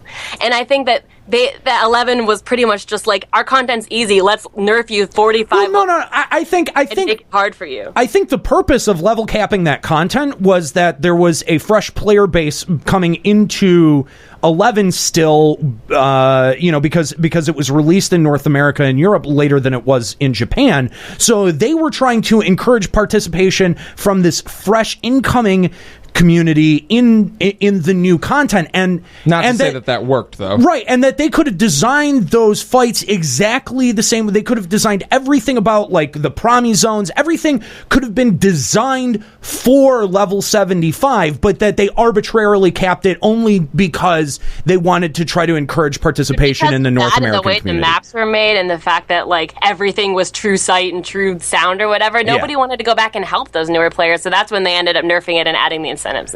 Yes. No, you're absolutely right. So artificially difficult because of just like, hey, let's make everything aggro and make you level 20 that nobody wants to help, then the difficulty becomes pointless. Like, you need a difficulty people want to overcome, not a difficulty that drives people away. Sure. So, like, I've been flipping through this next email, and is this the same person who wrote the other one? Yes, it is. It's the exact same person. I thought so. I'll spearhead this for you. Yeah, I'll bet you will. Yeah, that's a shocker. I don't even know. Hey, Juxta and hosts. Juxta and hosts. And hosts. The other ones. Juxta and chopped liver. We already know how this is going to go. Hey, Juxta and other guys. I don't even know how to begin this message. Thank you so much for reading my email on the show. I don't know why, but I didn't think among all the others that you must get, you would pick mine. You don't know Juxta very well. You don't know our email inbox very well. Hearing some silly thing I typed up on your show was the most... It was silly. So amazing, and made me feel like part of the show. Well, you are part of the show. Besides thanking you for your wonderful experience, I wanted to write in and to tell you how I've started playing Final Fantasy XIV. Congratulations. Welcome to Eorzea. I couldn't take only listening any longer. While I would really love to be able to play with you, I have a friend on another server, and I'm currently leveling, or attempting to level, an Aura Master Race Juxta, hashtag Aura Master Race, Bard with her. thank you again for everything you do for us fans. You guys are truly amazing. All right, on to the next email. Yeah. Whoa. No, it says you don't need to read this next part. But you should rub it in everyone's face, Juxta. So yes, I'm gonna rub it all over your face. It's all squishy and grimy, sweaty. Okay. I'm currently in school for photo manipulation and 3D rendering. Oh. Besides 14 and you guys, one of my biggest hobbies is sculpting, and thanks to a class I'm taking now, we actually get to design and 3D print our own sculptures, and I've chosen to make a juxtaposition action figure because obviously it's the best thing happening to LBR. Smiley face. Are you sure Bear didn't write this? This is awesome. Yeah, Ferris, are you writing this? Oh my god. What have you done? Oh, God. There's going to be a juxtaposition action figure. That is what amazing. seventh level of hell is that coming from? I have to ask Lila, is it gonna be in the Speedo? Like, is that gonna have clothes on? Get a hold of me. I will send you my best glamour for that. Oh God! Wow! I love you. Oh, A rainbow should shoot out every time you open it. Oh my god! Make it Where do you stop. open it? This is going straight to his head. I feel like I'm gonna puke. There's not much room over here anymore. Thank you so much again. Even though I can't usually make your live shows on Sundays, I'm always looking forward to your Tuesday episodes. Lila Rinder, now of Zalera. Also, I attached a picture of my progress so far. It's not much, but I thought Juxta would really like it. Oh, it's actually really good. It's really good. You got to show that on the stream. I am. I'm gonna. So yeah, I hate to admit that it's really good. Here but we go. It is. This is just. I just did a capture of our notes, so you can see a little bit of our outline here too. But that's there you go. That's the 3D model of the future juxtaposition action figure. That's awesome. We are going to hear about this for years to come. We can never sell it. You'll never be able to buy it. But maybe we'll be able to have it in the background of our studio here or maybe it'll get lost somewhere at home. No, or maybe Juxta will take it in his room and it'll be sticky. Can I do it naked? Man, you guys are We're pretty butthurt about it. Where's your action figure? That's true. Do we all just really want an action figure of ourselves? It might be part of it. This is where it starts. This is. Oh, great. Okay. All right. Thank you for the email, Lila. I think. Grest email. 10 out of 10. Email again. Nika, how about you take this next email from Reaper Dokoro? Yeah, sure. He is on our server, Sargatanas. Yes! Dear Best LBR server. crew, what's up, guys and Nika? I would like to say thank you again for suggesting for me to join Sargatanas. For the past year being here, I've had the most memorable experiences on the server with you guys and one of the most awesome FCs on the server. I have a question. What would you say if Yoshi dropped a surprise motherfucker and buffed the hunts to Odin Fate Strong? Surprise motherfucker! Wouldn't it be funny to see all the early pull trolls die in less than a second? That would be funny. I would fall out of my chair laughing. That would be hilarious. Keep up the good work. Love the path the show is going and hope to catch you guys online, Dick Ninjas included. Thanks again, Reaper Dokuro. Thank you, Ninja. He says, P.S. Kel's imaginary friend, Juxta. Didn't forget you said in one of the earlier shows. I don't remember what you said. Yeah. What? I don't get the reference. I don't understand what that. Yeah. Do you have an imaginary friend, Kahlo? I think he's saying that Juxta's Juxta my is his imaginary friend. I don't get it. I don't get it But either. he's saying didn't forget you said that in one of the earlier shows. I don't get it. I don't. I don't remember. Yeah. Anyway, we do appreciate your. Playing. I've seen you on the game on the Link Shell and talking with you, and it's been. I'm glad you're enjoying Sarkatana server and that it's been good to you. And thank you very much for the email. Speaking of the Odin Fate, though, nobody does it anymore, so it's hard as all get out. Yeah. Yeah. No. Well, because there is maybe if they added more rewards. There's no Yeah. Well, if they had added like maybe a couple of the new weapons, like I think that's kind of what I'm bummed out. Another thing that I'm bummed out about, that there's no weapons that come out of the new, like the Ultima Fate or the Coral Fate. In fact, there's only 3 items. Period. Yeah. One for Ultima, even though you have 4 different fates. And those horns look kind of dumb. I've never even seen be honest. the Ultima Fate. Like, people always call out the Cole Regina one, but no one calls out the Ultima. Because there's you've got to do 4 invisible fates before Ultima actually pops. Oh. Is there a weather effect to say when it's there? I You I don't even know. need to do I ultimate. don't Just know. do 2 of the invisible fates, and you have enough to get the horns. Oh, there you go. And then you can be an aura without being an aura. It's great. The horns are dumb. Or it can be I double want them, aura. but I've never seen the face, so I don't know. I really wish that they had added maybe some machinist weapons or some great swords back into the Odin fates and the Behemoth fates to really incentivize doing that. Yeah. So I'll take this next I was saying, one. this next one's kind of written to a Nero. I'll read it. Okay. Poor Nika and Kahlo. poor Nika and Poor Nika and Kahlo. Having to put up with all these people screaming their opinions while trying to discuss things calmly. Nero thinks... When were you trying to discuss anything calmly? Yeah, you see, this is exactly what he's talking about. And Nero thinks if he shouts over everyone else, it will make him right. Isn't that right? It's true. I thought that's how this works. The louder you are, the more correct your point is! Yeah! I don't even necessarily disagree with him about things being too easy, but by the end of the episode, I couldn't stand even slightly agreeing with him. Then my job here has been done. Oh, shit! Honestly, there are toxic players who complain about everything and want everything to be easy. But you screaming and ranting about how everyone is an idiot and a bad is just as toxic, especially when they haven't even released the endgame raid. Nero is the type of person who complains about the fact that his taxes go to something he doesn't support.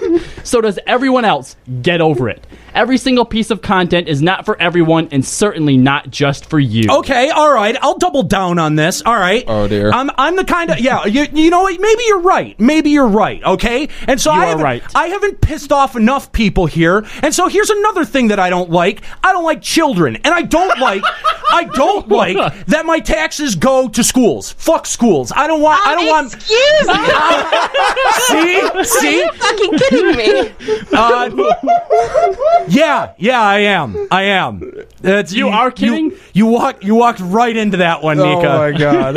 I didn't walk into anything. I've been silent. No, what he means is he is kidding and it still upset you. Yeah, I triggered you. You did. Yes. Yes. You definitely did.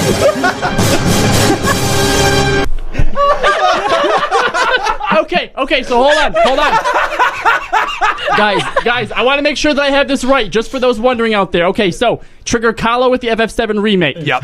Trigger Escalia with a wyvern pet. Yep. Trigger Nika with public school education funding. We're good to know one of us has at least something serious that triggers her. Trigger a Nero with easy raids. What triggers Juxta? Juxta, what's your trigger? Yeah. I don't got one. Has Juxta ever been mad? Can't trigger me, brah. All right, that's the new quest. Find out what triggers Juxta. Yep. Good luck. Was great. Oh, A++. boy. That was awesome. Who doesn't like kids? Come on. Me? I know a lot of people actually. No, well, it's not. Well, I choose not to have kids, but it's not that I don't like children as people. There's a few people I bet around her like, oh, I hate kids. Let's go somewhere. I was like, what? I don't. Yeah, that's fine. That's fine. I mean, I don't particularly love being around kids either, but it's not like I want to like. You can't have school lunch because you're not tall enough. You know, like it's just it's arbitrary. It'd be arbitrary to want to pull my taxes from public schools. Anyway, we're getting way off topic. Oh God! All right. What about Dark Knight? Read it. What's the next one? Yeah. Okay, I'll take it. Hey guys, Dark Knight here. I haven't enjoyed the show so much in a long time. Job well done. I wanted to chime in on my own opinion. This is irrelevant as well, but pretty much sums it up. Nika is right, guys. Sorry. Thank you. Also, don't let that Rob guy onto the show anymore when he calls back. If he does, let's find out what he's on, because it's got to be some mind-blowing shit. Great episode. Aw, that's me. Oh man. So yeah, thanks for the email, Dark Knight. I don't know if that's your name. I think that's his name. Yeah. That's cool. That's a great. But not his job. He's probably a monk. Yeah. Dark Knight monk. Yeah, there you go. That would be very funny. So yeah, thank you for the email, Dark Knight. And Escala, you want to take this next one? Sure. All right. Greetings. I am normally more tact in my emails, but listening to episode 21 and hearing a Nero and his concern, quote unquote, for the future of the game nearly made me swerve off the road driving to my next destination. Our goal is to make people better, not kill them. This is a first. I nearly killed somebody with my opinions. I don't know that that's ever happened before. That that's pretty metal. I think, one of the things that I would say, if somebody's offended is, go ahead, be offended. It doesn't change anything. You're not hurt. I can see that person in the car. They're listening, like their grip is getting tighter on the wheel. They're like, what? What are you kidding me right now? Like slapping the dash and stuff, and swerving like, holy fucking just hear shit. an 18-wheeler drive by. Oh man, that's great. Like someone just totally just. Raging so after out in somebody car. almost died. So yeah, after nearly killing someone with my opinions, okay. I am livid with the stupidity he is displaying, while at the same time wondering why he is bothering with the discussion at all. This is going to be long, so I will try to make it concise. Oh boy, here we Aniro go. has a point only on the grounds that he is understanding MMO economics from a company standpoint alone. The endgame community, as small as it is not very vocal because their numbers range in the low 30s to 20s percentage-wise as a whole compared to the rest of the game. His concern is very valid and does cause some alarm, while at the same time it is too soon for him to mount that big black dick of a crusade he wants to embark on just yet. I don't know that it is. I think Aniro is perfectly ready to get onto the big black dick. Hey. Go touch his dick! I'd also like to point out that your tact is actually spot on. Well done. When your player base that does only medium to easy content is represented by 60+%, the obvious design choice is simple. Cater to the masses that pay their $12.99 because there are more of those players. And then you get World of Warcraft. Congratulations. Congrats. Aniro feels threatened as the game he loves so much, invested so much time and this show into, etc., has now become a risk for not being something tangible in his future. That's not true. My counter to that is if 70% is casual and 30% is endgame, then 30% of the content should be endgame content. That's not, and but yes, and it's that not. is I'm very okay well with said, having Nika. more content be casual content, but it should be I feel like it's something like 80-20. 80% casual content, 20% hardcore, like the split. Do you really feel like that was the split in A Realm Reborn? That was the split in 2.0? Do you feel not at first? I feel like more people got into it as no. I'm talking about in the entirety of 2.0, from 2.0 to 2.55. Do you feel like the endgame content was split 80-20 in the representation that you would want out of the game? No, probably not. No, would it be more like 90-10? Yeah. See, that's that, and that's that. See, that's my problem. In terms, that's what I was saying. Like in terms of the players that cleared before Echo, I think that there are more endgame players than there is endgame content, and that's why I do think your point's valid. However, I don't. Guys, you had an entire episode to stand up on your soapbox. Please let Escalia finish Archaic Light's email. Right. If anything, I feel sorry for Nero just because he knows how this works because of how history repeats itself with 11. In contrast, at the same time, it's been less than a month and the real endgame hasn't even been released. God damn it.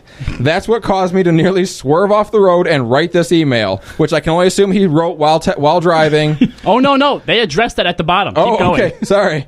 If I wasn't working 7 days a week now, I would have called in and ripped into you for being no different than the forum's garbage you hate so much. I wish you would have. I wish you would have. That would have been way fun. I can't fucking believe I just got asked if I had a goddamned emergency by a state trooper. This is my favorite email I've ever read. You lose. Whatever. Bottom line, Annie, spelled like the girl's name. Like the orphan. I caught that, Like the orphan. Your fears are founded. Please be patient. Try to give time to what Yoshi has in store. He could very well have plans for both the casual, even as far as the elitists. I know you love this game and what a good part of the community are capable of, but not all of us are shitters. Let Yoshi and his team develop and cater for the time to the new players that the expansion has brought. Let them adjust and become acclimated to the game they once left behind for many reasons. In time, those players will grow, just not at the rate you want. It's too soon. The game hasn't died, it just got a re-release, just like with 2.0. Fuck. I am pissed. A state trooper sat with me until I was done writing this email. Warmest regards, Archaic Light of Balmung, formerly Leor Freyer. Now, okay, all right. You relax. Okay, Archaic Light, yes. All right. Couple of things. Relax right, thine memories. Let's talk for a minute, okay? Let's bring it in. Okay. Campfire, Talk guys. to the text on the screen. First thing, okay? First thing. I think your dicks are good. See, that could have been, that was where the opening bit should have been. That was exactly what I was looking for. Boy, you are just so determined not to be cool about it. And now he's on fire. Now he's on fire. He takes time to warm up. Oh my God. You should have saved the bit a little bit later. Give him time to warm up. I don't know what I was thinking. All right, Archaic Light. Look, first of all, don't write emails from your car. Whatever. There's a pause button on podcasts. I don't know if you know this or not. It's not live radio. Now you're insulting Archaic Light's intelligence. I'm assuming that if you're listening to this in your car, that you're probably not streaming it on, say, Twitch or something. Maybe he is. You I don't know. Pause it and listen to it later if it's distracting you. It could be. I don't know. But let's just assume that he's listening to it on the podcast. If you're getting that upset, if you're getting that worked up, just please hit the pause button. Don't go to the side of the road and write an email. I don't think that that's necessary. With a state trooper babysitting you. It can wait till you get home, buddy. It's exactly your fault, idiot. It's okay. If you hit pause, we're going to have the same discussion after you hit play again. The discussion isn't going to change, okay? Well, we love our fans. We don't want them dying. Nero, you of all people should know a pause button does not unrustle your jimmies, okay? You're very right. You're very right. But if it's going to be distracting, you still, keep going.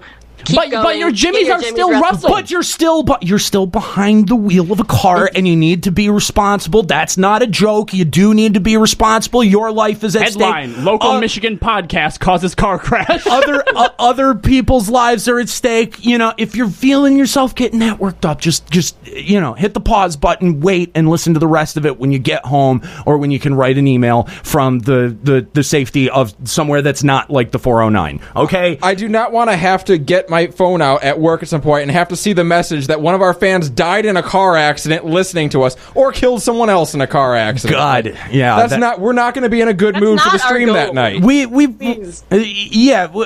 may have set out to maybe upset some people with that discussion, but not to hurt anyone, not to kill anyone. Anyway. Yeah. Right, not physically. Yeah, emotionally destroy you. Yeah, we'll tear you a new one, but but be safe. And the second thing is that my fears are founded, and I don't think the reason that I'm worried about this is because of 11's slow decline or Limit Break Radio's attachment to FF14. I think, especially with Final Encountercast, we've proven to ourselves that that our model, that our personalities, it can exist outside of what Limit Break Radio is and what Final Fantasy 14 is. So I don't think it comes from a personal place.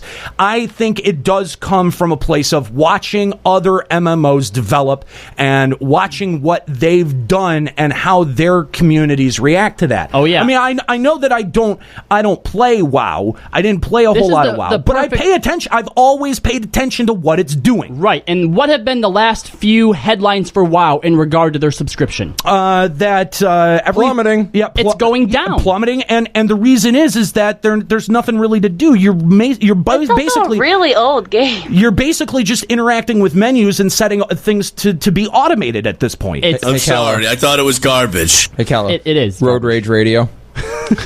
No, but that's his point, is that WoW, as much of a juggernaut as it was, and still is, because they have a lot of subs, they've only been losing people. Yeah. Because every expansion is just the same stuff. Right. So what he wants is for Final Fantasy XIV to be innovative, to keep pulling people in, not letting people go because, I've already... I'm curious to see what the numbers look like 6 months down the line, to see if the player base grew or shrunk from Heaven's Ward overall. I feel like the last big headline was, 4 million strong? 4 or 5, I think 5 million? 4 or 5. But the thing is that, and the other, I think the other troubling thing is that, we had the entirety Iridia 2.0, and we saw, the general arc of content that we got from start to finish.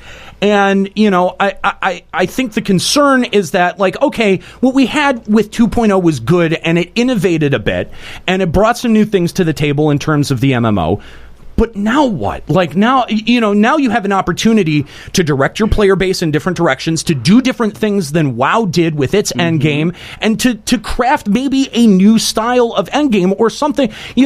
They have a lot of development history that they can pull from with 11, and a lot of great ideas that are there. And I think that's why we keep drawing so many comparisons between the three games in general. Right. And Archaic Light says, this is 3.0.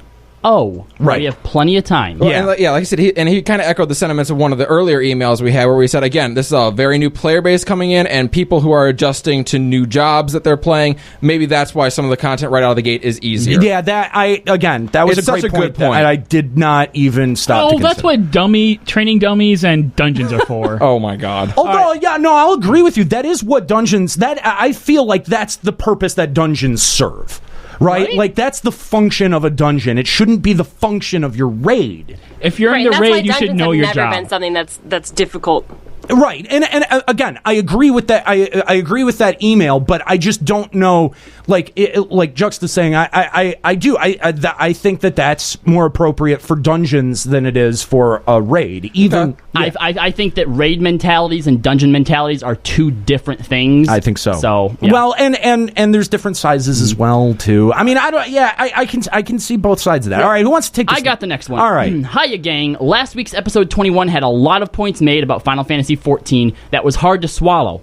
Absolutely true and accurate, but still hard to swallow. When I started playing Final Fantasy 14 1.0 after saying my goodbyes to 11, I decided to stick with it on just the premise of how awesome the game looked and the music sounded.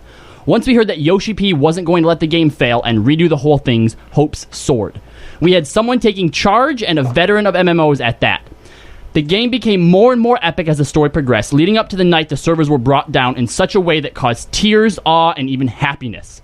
That brought the Final Fantasy XIV community closer together than I have ever seen. That's without a game to actually play. Once A Realm Reborn came, the excitement was at its highest. Getting let loose in the world for the first time was like the feeling you get when you receive the keys to your new home or car. Now with its first expansion here, I am sadly seeing my game being torn apart by passerbys, crybabies, and soft-hearted developers. Mm-hmm. I want this game to be badass. I want the endgame and the world-first players to be badass. I'm sorry, hashtag sassy black lady over here.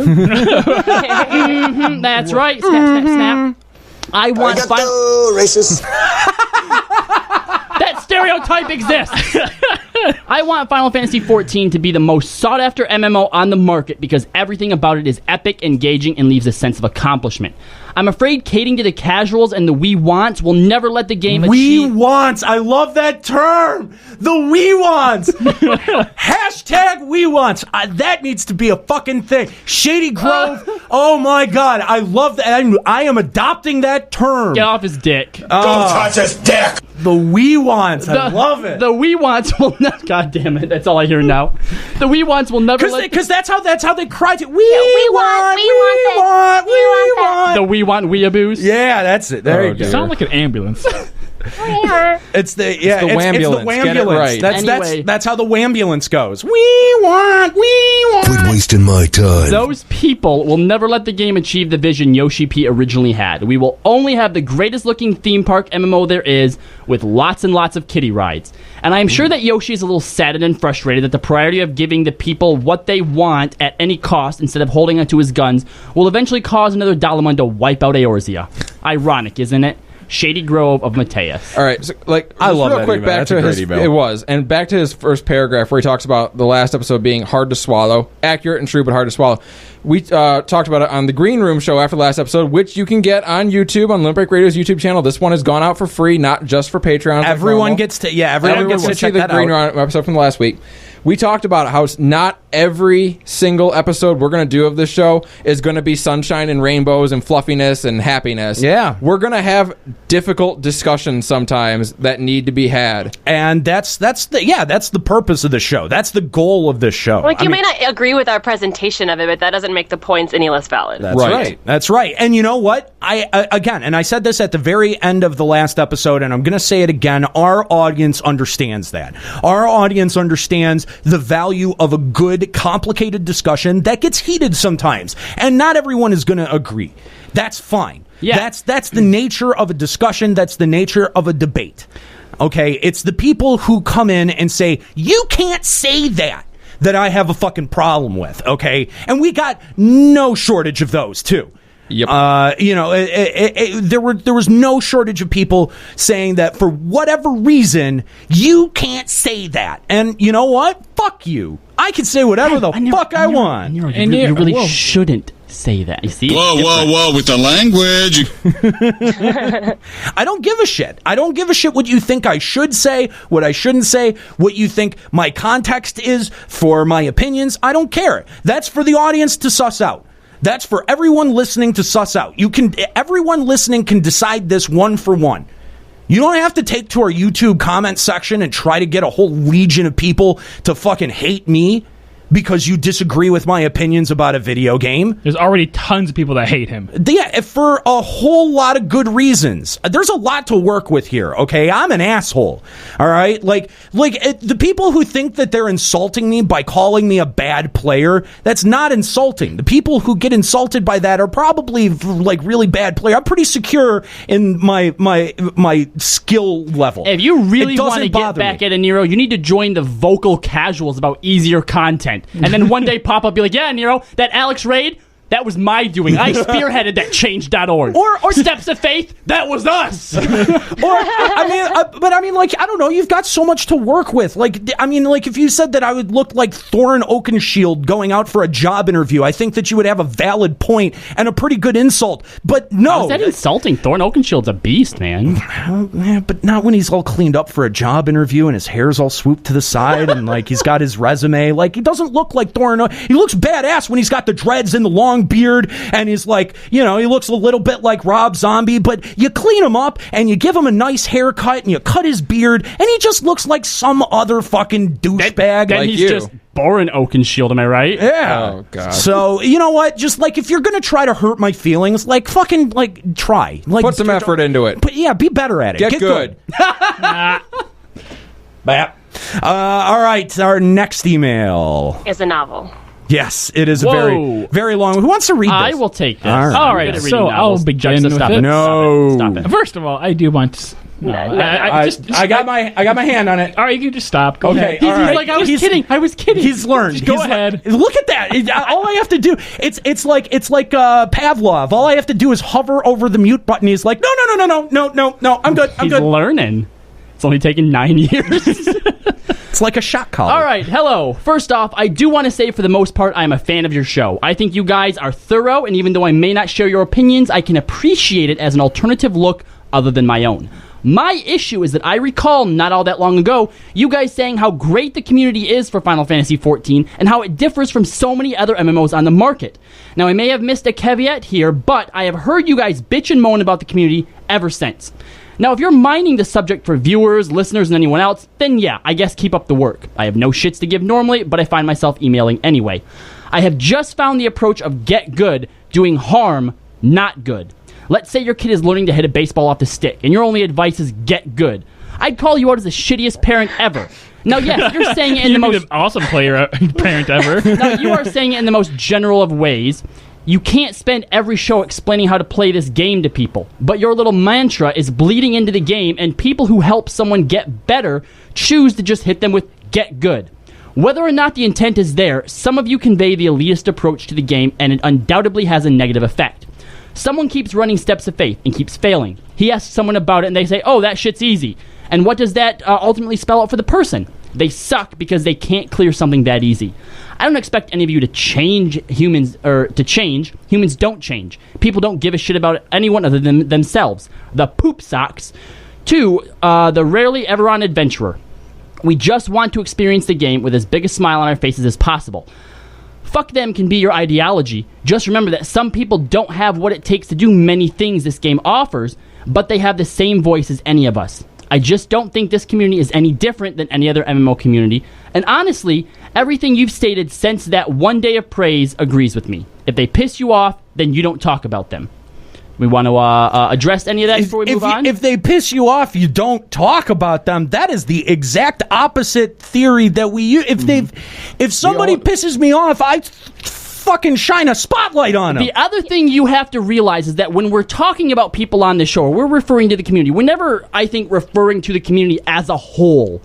It's always, like for example, this topic, when we talk about Get Good or the whole Easy Alex raid, right? When we talk about people getting good in this particular instance, we are directing all of our anguish and all of our suffering and hate towards those people. Vocal minority. Towards the vocal minority that are like, oh, I've gone in one time. It's too hard. It needs to be easier. No, it doesn't. Yeah, like we stated with that other email, if you, in the game, our mentality is not just to shit on people and say, get good. If I'm in Steps of Faith and someone says, I'm new to this, please explain, I will sit there for 10 minutes and type it all out. I don't care. I will help anyone who asks. And that's the thing is that, for as much as we get good and all of that, dude, when you play with me, when you have me in a roulette, when you have me in a dungeon, I am the last person that's going to go, oh, fuck, this person doesn't know what the fuck they're doing. I'm out. I have never left the dungeon or dropped ever because of a bad player. I will stick it out till the timer runs Totally. I had a group and the thing is, I don't explain, because I know what I do as a tank. I don't really explain. You get all the commendations. That's why I do it.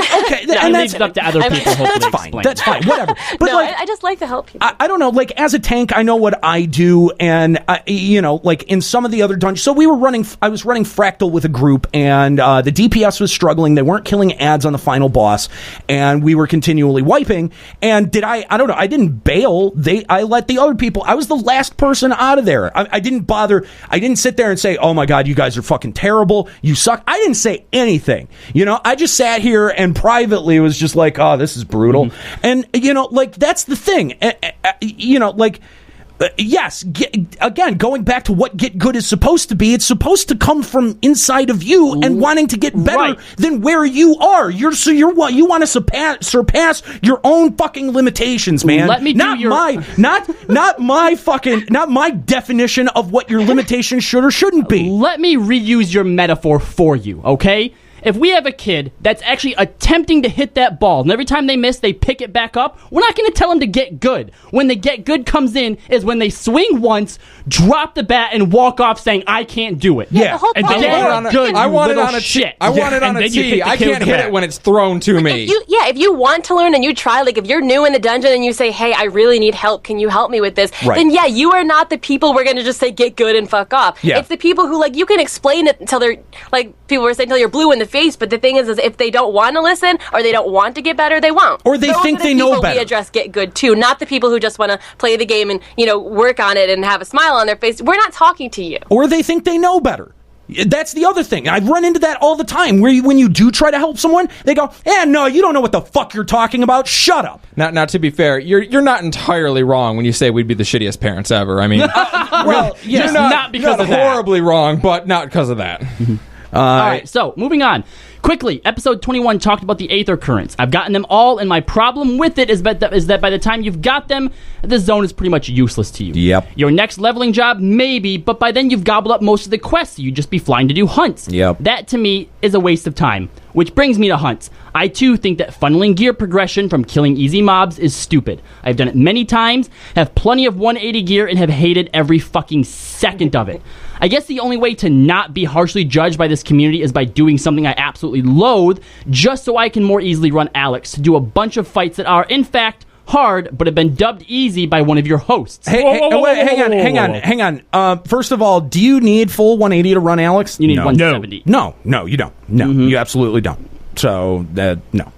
And what were you going to say? And for the words, we didn't dub Alex easy. SE dubbed Alex easy. This is easy mode. Yeah. He just said the fights are hard. To do a bunch of fights that are, if you're only doing them in Duty hard. Finder, they might be hard, but they're not hard as fights as a whole. You can clear every single one of those in the duty finder. You can. Yeah. It's it not is quite hard. possible that if that is all you're doing, you may see them as hard fights. It's not hard now, and guess what? In 3-4 weeks, when we have more gear, they're not going to be hard then either. Yep. And you know what? I mean, when you call yourself a casual player, do you expect to beat any content within the first 2 weeks? You'll be able to beat it in 2 more weeks. That's still faster than you've cleared, and casual players clear other content, so. The rub is, I've done them all and gotten a stupid title. I've beaten Ravana EX as well as the diabolical Bismarck. The rap reference was pretty awesome, I gotta admit. Yeah. This leaves me wondering, what now? Grind my face off in hard fights because some people just don't grasp mechanics or know their job well enough? Keep fighting lame mobs all week long to acquire 180 gear? The same gear deemed useless if I am dedicated to the above-mentioned grind? Yep. Honestly, I have found the expansion to be very much a disappointment. I have a friend that I play with all the time, and if she wasn't having so much fun, I'm not sure I'd still be playing. Level a new job? I was doing that on Dark. I enjoy it, but I've liked all tanking jobs. The sad thing is, every job is level 50 except Warrior, and I'm not sure I like the progress after 50 enough to tackle another. Yes, I do have too much free time, and yes, I don't have much of a life. I'm an awesome tank, and I have taken it through everything, but I still recognize that it all boils down to the people that are around me. I don't know what the fuck I'm writing this for, honestly. People are going to be who they are, and no one should expect anything more. If you think this is a waste of time, then ignore it. If you think it makes a couple of interesting points, read it on air. If you want me to talk to you personally, I can do that. No offense to some of the callers, but many of them seem like they'd be under some heavy scrutiny from your Get Good moniker in real life. Remember, I said this community wasn't great, and neither am I. All I ask is remember, people are people. You have assholes and lazy fucks at work and on your softball team and maybe in your house. People who will complain things are too hard or that things aren't fair, and that's how life is, and this game is no different. Think about how people wield your Get Good sword and what sort of problems that are created by it. P.S. The morning zoo routine is awful in any form. You guys are funny and creative, so ditch that bullshit and pave a new road for all of us to drive on. Or not. I'll probably continue to listen either way because apparently I got good. Long live Warrior, and how dare you say anything otherwise, Nero? Oh, okay. He doesn't even have a Warrior at 50. It's not signed. How do you, Nika? Explain to me how you clear Ravana EX and then have the opinion that the Alex fights are hard. But do it in a non-Morning Zoo fashion. So try to do it like an NPR presenter. Go. You've never listened to NPR, have you? Well, I don't know any other type of podcasting at this point. So, I mean, I don't understand that either, unless literally the only... Because can you Dirty Finder Ravana X? No. I feel like that's the only reason, is that if you think that... He must be Duty Finder. Ravana's easy because you're doing it with a group, but Alexander is harder because you're only doing it in Duty Finder and you're getting people who are either new or just maybe not that good of players every single time you do it. It's got to be, because if he's the tank, I mean, he's got pretty easy jobs anyhow, Oh my right? god, all of Alex is so boring as a tank. No, the off tank in floor 4 is fun.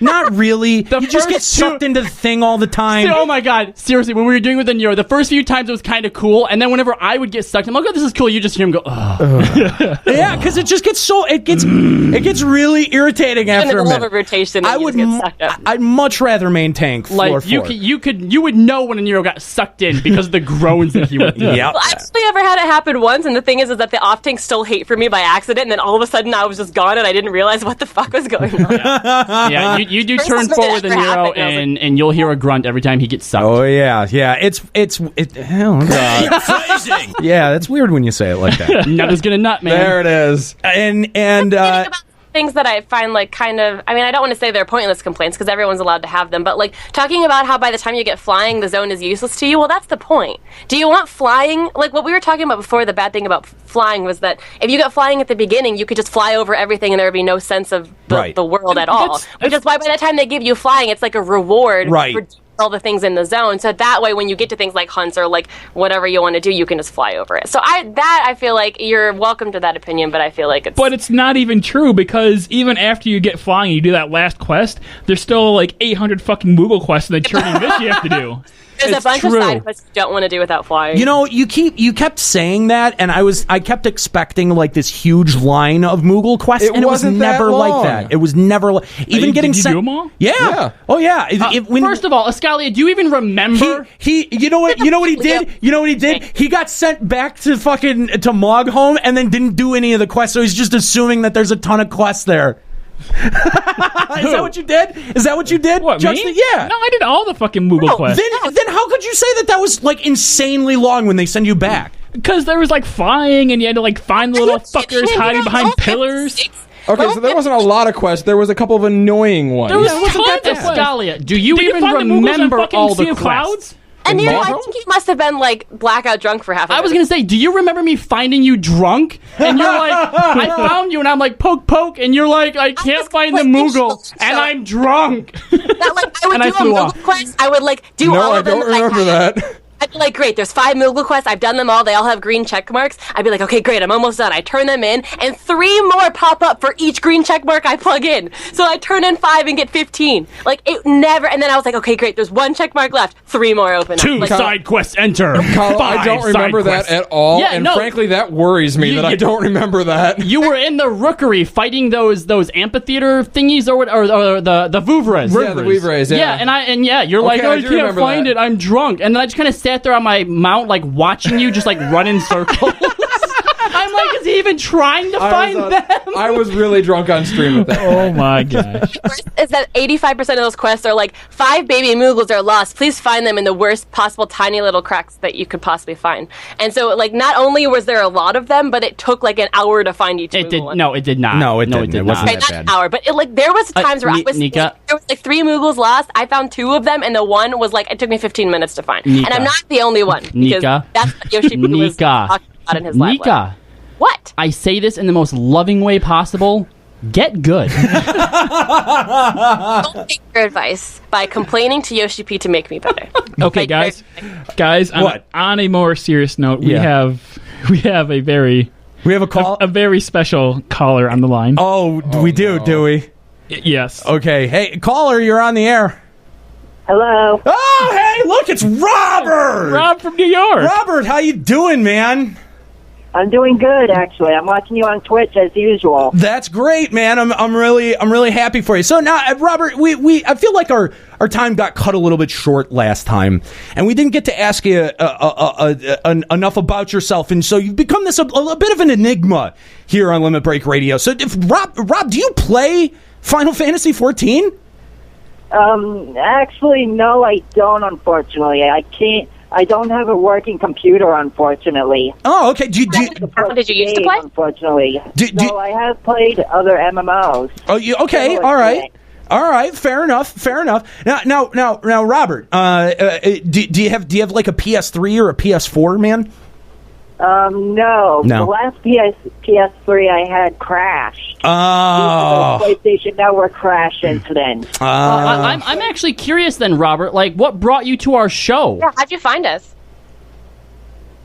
How'd you find Robert? How'd you find the show? How did you discover Limit Break Radio? Oh, but you just happened to find the show on Twitch, huh? Yeah, I have a Roku streaming stick, and I use the Twitch app on it. Very cool. To access your show. How long have you been listening to us? It's on my TV. This is actually the second episode I've ever watched of your show. Would you buy a juxtaposition action figure if it was available? I actually saw the picture of the head of the action figure, and I'm like, wow. Right? It's pretty impressive. Did I just blow your mind? It's totally impressive. Now, Robert, we appreciate the support. We appreciate you checking out the stream and just in passing giving the show a call. That's super cool. Kind of turn. I actually have 2 things I need to say. Sure, go for it. Robert has things to say, guys. We gotta hear I this. wanted to say was about the whole get good thing. Yeah. I was listening to the long email where you're like, throw the kid a softball and he gives up and all that stuff. Yeah. And I'm like, and then you got to be like, get good. And I'm like, I kind of experienced a similar thing back when I played a similar MMO to Final Fantasy 14. Sure. Like when I played an MMO called Fiesta Online. I'm not sure if you've ever heard of it. It was originally done by Outspark. Okay. But originally, I was a noob at it. Everyone's a noob. I was new to MMOs, and I was like, and everyone like, every time I went to a Kingdom Quest, which is kind of like a raid. Right, yeah. Or a dungeon, I would go to one, and every time I was new, I would get wiped, and I was like, okay, I just need to probably tell people I'm new at this, and maybe they can help me out. Or maybe I just need to find a battle pattern.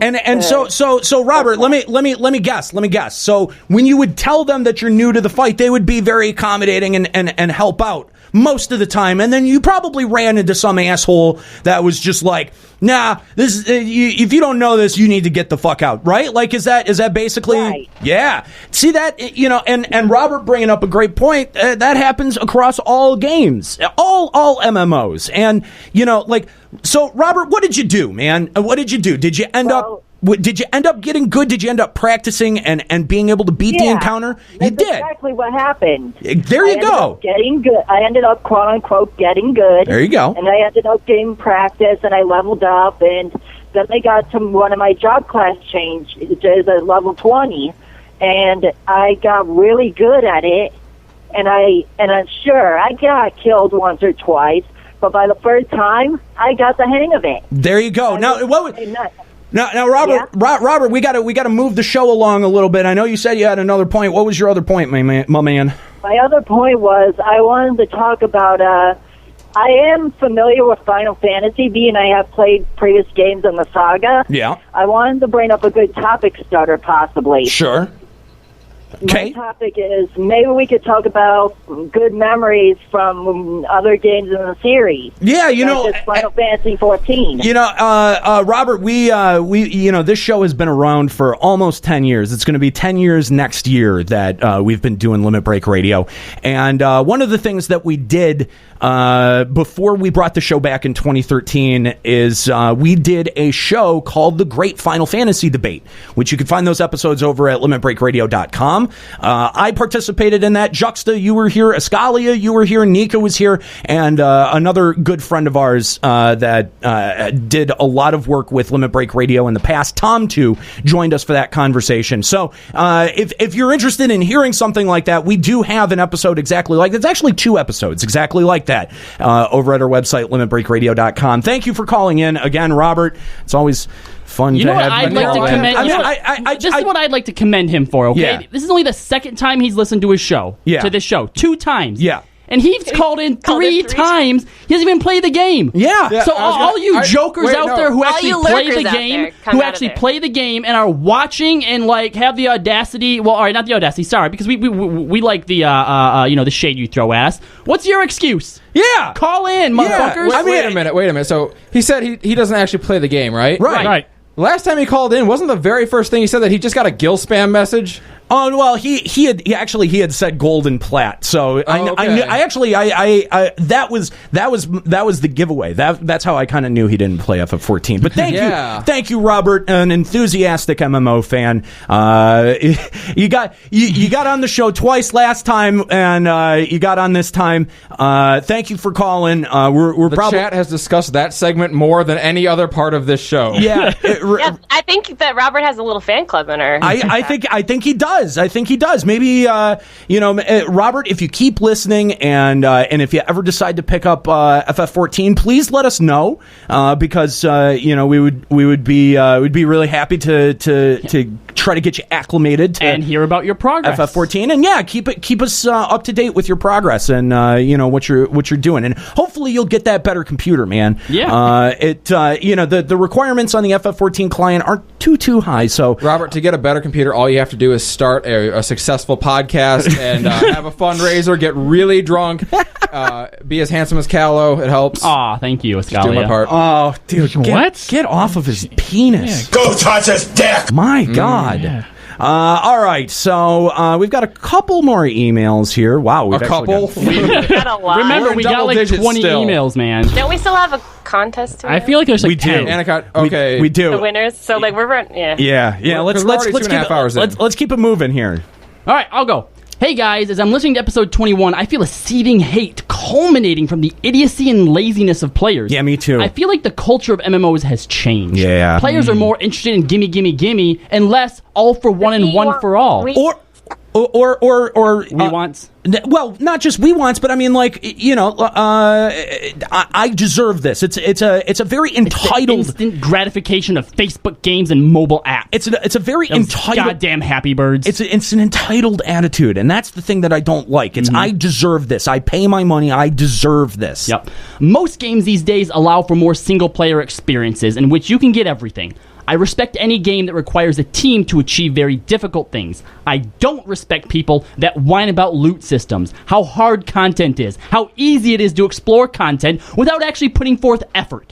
These people are not unique snowflakes. No one should be handed anything. It's not really that hard if you try, and it feels like people don't even want to try. Exactly. I would like to say, if Square Enix starts to give away everything, I will no longer play or support such a game that I have been playing since the early beta of 1.0. My heart is in this game, and if it gets broken, Final Fantasy XIV will lose a big cheerleader. I love that you said you're not unique snowflakes. Keep up the good work, kids. At Big Rev What Twitter and Instagram. Yeah, thank you very much, Big Rev. That's a great. You know what I like about today's emails? They're all worded very well and eloquently. Like, I feel like, no disrespect to people who have emailed us in the past, right? But I feel like we just got some really well spoken and some wordsmiths. I think the wordsmiths are writing, and I like it. I think maybe because we challenged people with the last episode, they're trying a bit harder.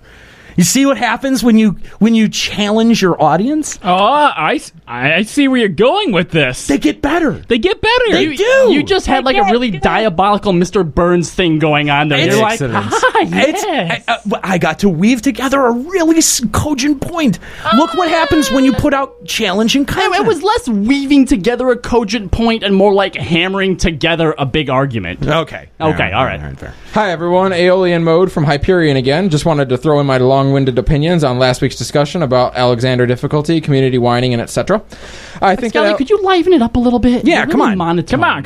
Oh my God. When I said that the show needs to be more like NPR, I didn't mean it. Okay. God, you guys are so harsh. My gosh, keep it up, Escalia. You're doing a good job. Nika, you're guilty of it too. Relax. What? No, I'm not. I think she's actually not. She. But you see how she got offended? She's like, it's okay, Escalia. It's okay. No, you're fine. No, he's not doing it. So are you, Nika? No, I'm not. Stop catering to us casuals. Oh no. I think that Alexander should have been released similar to Coil. Savage Mode should have been put out first as true endgame content, with Story Mode being released a patch or two behind, like how they added Echo to Coil. This would have satiated the endgame players looking for extremely difficult content right out of the gate, while giving the non-endgame players the ability to go through it with for story at the expense of having to wait a while. Yeah. As Nero stated, it is embarrassing to see people whine about the difficulty of content, especially since it hasn't even been out for a fucking month yet. It really is. I don't think I would have had as much of a problem with the difficulty, presentation of Alexander Normal if it wasn't for the amount of people that I saw on official forums and Facebook posts and Twitter bitching about how hard it was, when in reality it's not. Like, I think that was also a big point of the entire discussion, is that all of those people jumped into Duty Finder, didn't know what to do, wiped, and immediately went to complain about it. They wanted them to step of faith it. Yeah, exactly. On top of that, it's not even difficult. Don't get me wrong, I love Heaven's War, but I was slightly disappointed in how easy the encounters were. Yes. For example, spoilerish, considering the terror that supposedly unleashed upon Ishgard, the fight was a face roll. That actually has a bit of story context where he doesn't. Yeah, you'll find out. You'll know why later. He doesn't have both the sources of his power. He's only got one source of power, right, and it's not even his. Yeah. And his actual source of power is being wielded against him, so it weakens him. So it makes sense. Yeah. It's gonna go somewhere leading into the next story, so we'll get more from it. But I understand. At the same time, I also understand the reaction from this emailer too. I was the same way until I finished everything, and it made sense. So. Back in 2.0, even Garuda story mode was a little challenging the first couple of times around. I'm not even sure that I wiped once during my run through 3.0. That said, a large amount of the endgame community is just as embarrassing. Anybody who isn't an expert at new content the night it drops is often greeted with "get good," "stop sucking," "unsubscribe," etc. Shouts are full of crap like "Ravana EX in Party Finder, don't be a fucking retard." Well, well, don't be a fucking retard. Like, what's wrong with that? Like, no, if he wants to be a retard, that's his $14 a month. Are you complaining that that's in the Party Finder, or are you complaining because that was in the Party Finder and there wasn't any learning parties when you were looking? What's the fucking problem? This is the problem. It's because people who have a mindset like that, right? When they say don't be a fucking retard, mean don't mess up even one time or you're being kicked. But that's not about the community is like moving forward, and this is how they're growing to be. That everyone's gaining this attitude. But that's not even how I take the statement. Don't be a fucking retard. Like that to me says, okay, like yeah, the content's new, but like don't. I guess it's all a matter of perception. Yeah. Nero, like, I'm kind of with you. Like, for me, that says to me, at least have watched a video on the fight, and don't be an asshole if we try to tell you something. Yeah, like, don't be going into this blind. That's basically what it's saying. Like, there's reasonable expectation for that, and if that's what you want out of your Party Finder, that's great. It's all about perception. Like, on our way here today, Nero texts us, you guys pick me up some tea, please. But it's probably just, hey, guys, pick me up some tea. But we're like, oh, fucking Nero can't get his own tea. We laugh about some of the posts from the elitist Party Finder Twitter, which is hilarious, but I see more of those than I see welcoming people who aren't Day Zero experts. People talk about casuals as if they're a disease and lesser class of player because they don't have the time, experience, or desire to master Coil. I'm not advocating carrying everyone through difficult content, but how about saying, okay, here's what you're doing wrong and how to fix it, instead of saying, fuck you, get good, and abandoning after the first wipe. Keep up the good work, everyone, and never apologize for stating your opinions. And that's kind of what we've been getting at this whole episode. If you are willing to work and improve, we're not talking to you. Yeah, that's exactly most of us will be willing to help you. Yes, I think not what we're saying. Yeah, I think we are as much not offended, but we are as much against people going fuck you, get good, as we are, trying it once, failing, and then taking to the forums and complaining that it's too hard. Yeah, if you're one of those guys who has Ravana EX, one death equals kick, we hate them as much as you do. We think that's stupid too. And that's not what we mean by saying get good. We don't tell people you mess up once, you need to get good. Like that's not what that's not us. And I don't think we're trying to glorify the people who do that asshole shit too. Like okay, I understand that those people exist, but they don't bother me. Okay, they don't bother me because they don't advocate for shitty things for this game. You know what I mean? They don't whine and complain that everything's too easy, make it harder. Like they're not starting change.org petitions to make content harder. They want newer content that's coming out to be challenging. I think that that's a reasonable expectation for your endgame community. And if it doesn't meet that yardstick, then you know what? Square Enix has got a problem. And saying that, I don't think that makes me the bad guy. Sorry, I just fucking don't. I mean, he is the bad guy, but that's not the reason why. Yeah, there's a lot of other reasons, like hating children and things like that. And kicking children. And telling them to play T-ball. And eating children. And if they suck at T-ball, I tell them to get better without explaining to keep your eye on the ball that's resting on a tee. Come on, it's not that hard, kid. It's really not. Like, if you're playing T-ball, like, and the kid sucks, like, that's the, what? It's hand-eye coordination they need to work on. But it's way harder to give them, like, an explanation of, like, here's what you need to do to be better. You just say, keep your eye on the ball and keep swinging. You don't give up. It's practice makes perfect. That's what it is. It's you don't give up. It's not you keep your eye on the ball. But as soon as somebody moves into baseball, there's a whole bunch of variables that you can start giving them and tips that you can start giving them on how to make their performance better as a player of that game. Like Nero on parenting. I mean, like, it's that simple. If you want to boil it down to that analogy, there you go. We need a YouTube series of a Nero trying to explain basic parenting concepts. Can we just stop with the sports ball analogies? Sports ball, okay. All right, next email. Whoa, hold on. Excuse me. We have Mr. Laro Felix of Sargantanis on the line. He would like to talk about the casual perspective. Laro, I hate to do this. I know we've got a lot of people who are piling up on our caller list right now, so we're going to have to start barreling through people very, very quickly. What is your point? And thank you for calling Limit Break Radio. Okay, hi guys. Basically, I came back to this game after a year of being gone, and I did a couple dungeons, and everything's different now. People just run through it, and they skip a lot of mobs, so right. I was really confused about some of the mechanics on what to do, and I had a few people call me a scrub because I was sitting there trying to kill stuff, and they're like, we just skipped this. But the last dungeon that I did, Keeper of the Lake, we pretty much spent the whole hour and a half in there, and I found that there are still good groups out there. The one healer that we had, he was trying to explain every boss fight to me because I was like, "This is my first time being in here." Now, when you express that, do you find like players will treat you differently? Like they'll explain like, "Okay, we skipped these packs or whatever." Or do you have people just vote abandon because you're new? Yeah. I've had people vote abandon. And we started. I said, "Hey, I'm new." We got to the first boss, and the guy after we wiped, he just decided to leave, and I was like, "Okay, well now we're gonna have to wait for another healer to show up." But eventually one did, and they stuck with it. But you do still have a mixed bag sometimes. Unfortunately, yeah, you do. It's unavoidable. That last boss for Keeper of the Lake. Eventually, I was noticing certain things, so I'd be like, "Hey, why don't we try?"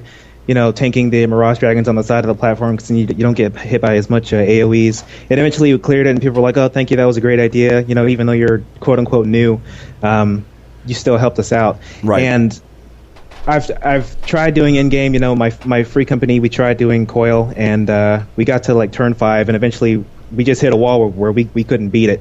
So, I consider myself a scrub, so to speak, in that perspective because I can't even clear turn 5.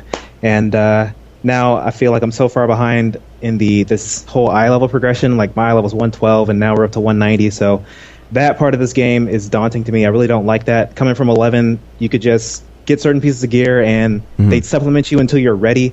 Now you're getting stuff, and then you're throwing it away immediately when you get to the next.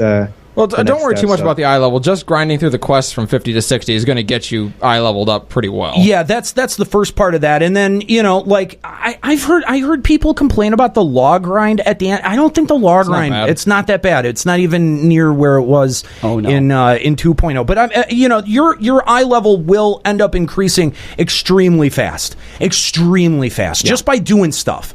You accumulate law tomes at the once you get to 60. And they accumulate remarkably fast. And poetics come really fast, too, for you to get the 50 gear to supplement that. That, too. Did Jux say that you're on Sargantanus? Sure is. Yeah. Are you in the Laser Beam Raptors? I am. Oh, okay. Cool. Well, if you ask us to help, most of the time we're Nero won't, but I won't. If we I'll can, help you with will. T5. Yeah, I'm all for T5. Yeah. Fuck, I'll do T5. I actually really want to get the T5, T9, and T13 greatswords. Can we try to do T5 without our job crystals? Oh my god! No. If we do it at level 60, we can do it. Anyway, thank you very much for the call, Larlo. We got to move on. We got a bunch more people that want to call in, and still more emails to read, like this one. Hello, LBR. Love your show. Actually found it by accident on Twitch 5 months ago, and my initial reaction was, why is everyone screaming? Hey, that was capitalized. Try again. Why is everyone screaming? Thank you. And I was hooked since. But to the point of this email, I've been invited to play FF14 by a friend in January, and I was hooked by the beautiful graphics and FF story that I loved. But I've started to notice, since I started dwelling into endgame content, that I have raid anxiety, and my progression is really hurting because of it. Whenever I go into a raid, I feel like the raid group is on my shoulder, even when it's completely not. I play DPS, by the way, and when we wipe, I feel like I'm going to be kicked, or I'm going to be blamed for what happened. Try being a tank, even if it wasn't my fault. Even when my FC members ask me if I want to run a raid, that I indeed do need gear to progress, I pass because I can't put up with the anxiety some days. Have any of you ever experienced raid anxiety in FF14 or any other MMO, or know how to calm it down in raids? Thanks for reading my email, and keep up the excellent work at LBR. Thank you very much for that email. This is a really interesting email, very unique, and stuck out to me among the other emails, as it wasn't directly critical of me, but that does make it unique to our emails. Yes. For this episode, it sure does. But anyway, this is a really interesting thing that I'd love to spend a little bit more time on, but unfortunately, because we got to move on here, we can I'd only... love for you to call in, and I mean, he didn't sign his name either. Yeah, I'd love... Yeah, on a different episode, to call in and talk a little bit. Yeah, I feel like we could probably unpack this a little bit more, but I can definitely say for myself, I definitely get raid anxiety before hitting Q. Like in Duty Finder, if I'm alone. Helps with that, though, right? Well, like part of it. Part of it, I have less raid anxiety if I queue for something alone and then start to learn it, because I feel like the expectation in Duty Finder is even lower than that of learning parties. So it's like everyone's going, we're gonna fucking die to this anyway, so fuck it. And so because of that, I think if I'm able to do that first, I go into the fight with a little bit more context, and I'm a little bit more comfortable, and I have a little less raid anxiety. If I'm going in blind on the stream and it's us, oh dude, I'm a wreck. I would prefer going in with you guys. Like, I think that's one of the reasons that I never really jumped into Coil, is because I have so much raid anxiety going in by myself. Oh, really? And like the time that I went in with Nika and her group, yeah, it was great, and I had a lot of fun doing it. See, I was the opposite. Maybe we should just start a static with Nika's group, and I was like, that was one of the only times I've ever had any raid anxiety. I'm like, I am the only one here who is objectively awful at this game. And now, like, I didn't know what to expect from Alexander. I hadn't even, like, watched a video on it, so I'm just like, hopefully this goes well, but that was nerve-wracking. No, making a static, that would have been a cool idea had you brought it up when Escalia wasn't here, because now we have to include him. No, you don't. I do everything on Duty Finder on stream. I only get raid anxiety in one specific situation, and that's party finders as tank. Yeah, like, tank. I think. Yeah, I'll queue up in Duty Finder, whatever. I'll join a party finder as a DPS, whatever. But I feel like there's only been one time where it's ever actually been an issue. But I feel like joining a fight as a tank where it's preformed and they're on their server and they're going to see you for the rest of forever, and they might, not invite you back again. There's so much to know as a tank, and if it's like when I was doing pony farms, I refused to join a Rema pony farm as tank because I always fuck up the orbs, and I won't do it. And so I think that. That's where my anxiety comes from, is that, like, there was, I think, one time where I messed something up and they were laughing at me in the party, and so, like, I just can't, I don't know, like, I don't care that much. Is pretty brutal. But when they're on your own server, I feel like it's more like, oh, they're not going to invite me back to a party ever again. Not only that, but I also feel like because we do the show, there's an added, like, if some person knows me, I'm like, oh, now I got to fucking actually try. Boy, I thought you'd be better. Yeah. Or that. No one's ever said that to me. But yeah, like, I think it's a very real thing. I would love to spend more time on this, but unfortunately, we got to keep moving. Juxta, have you ever experienced that?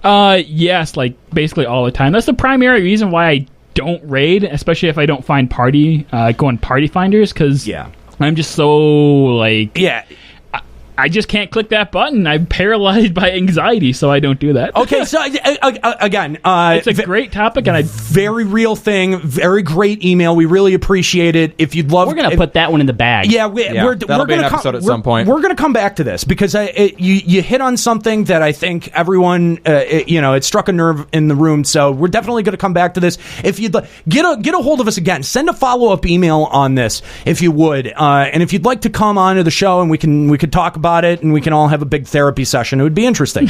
All right. Do we have any more callers? One more caller. One more caller from our good friend Carletta. Carletta! Hey! How you doing, Carletta?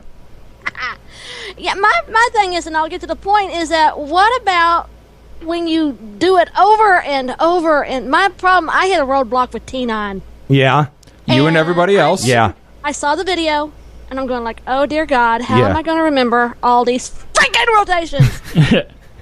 No, and that's a very real thing, too, because, my static also spent weeks and weeks and weeks mashing against the first few phases of T9, and there's this like hypnotic thing that happens when like you do know like the first half of the fight, but you don't know the second half of the fight, and it's like that's why I really loved the idea when they had put it out there in like a dev question about like you can go into a raid like at a specific phase, a practice raid, and you can go in at a specific phase. I think that is way more helpful than just like making a fight easier. Dude, you talk about raid anxiety. The moment when you clear the phase that you haven't hasn't cleared before and you move into the next phase, you're just like, oh my god, I don't want to be the one to wipe us now and make us go back to that hellhole. I know. You get that false sense of hope too. Like, all right, we're gonna win it this time. Oh, we died. Never mind.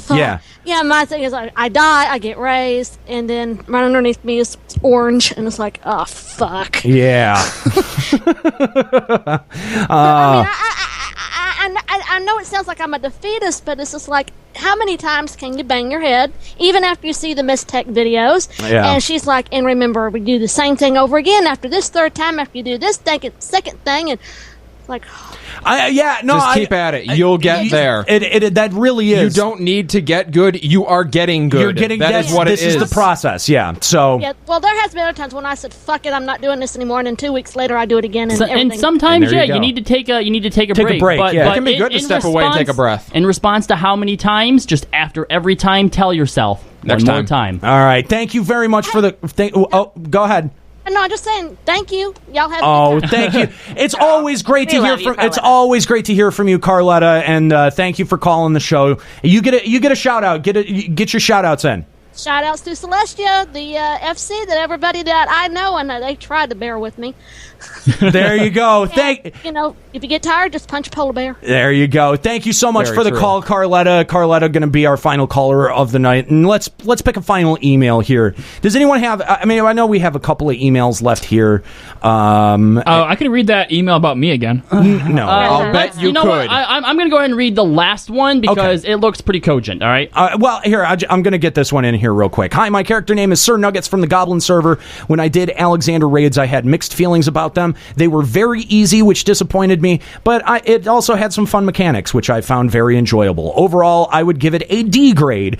I expected this raid to have a lot of difficulty, and I look forward, and I look for that when I play my games. I feel that you could pretty much fall asleep through every fight and still pass through it with flying colors. Well, thank you very much, Sir Nuggets, and I happen to agree with you. To his point about it being like easy but having some fun mechanics, I thought the final boss fight for the storyline was one of the most fun fights I've done, like mechanically, even though it was easy. It was easy, but I enjoyed the hell out of it. And you know what? I want to like Living Liquid. I really, really do, just because of the old Final Fantasy reference. Right. But that boss bores me to fucking tears every time I do it. Serious? Yeah, it's I so love boring. That one. So I hate. I think that's my favorite fight. It's boring. To me, it's just boring. And every fight is boring for a tank. And yeah, it really is. It really is. I don't know. I really like that fight. Would you really do A1 or A2? I would prefer to do A3 if I had to choose between. There you go. Okay, there you go. All right, fair enough. Anyway, okay, let's get to our final Last email one. here. Yep. Confessions of a Cutscene Skipper. Oh man, I hear a lot from the Final Fantasy XIV media community. If you skip cutscenes, media community, I like that. You're doing it wrong and shouldn't be playing Final Fantasy XIV. I skip cutscenes, nearly every single one, and I'm tired of being criticized for it. And I suspect I'm not alone, not by a long shot. I've played through most of the Final Fantasy canon, and I've enjoyed most of the stories they tell. In my honest opinion, the Final Fantasy XIV story and characters just aren't compelling enough for me to halt my movement through the game and sit through every cutscene. I'll admit, things got a bit more interesting at the conclusion of A Realm Reborn, and I tried to commit to watching all the Heaven Ward cutscenes as I played through the MSQ, but in the end I couldn't resist the urge to skip. I'm not a poop socker. I've logged many hours into the game since last summer, but still slept and ate and used the toilet like a normal person through the first few weeks of Heaven's Ward.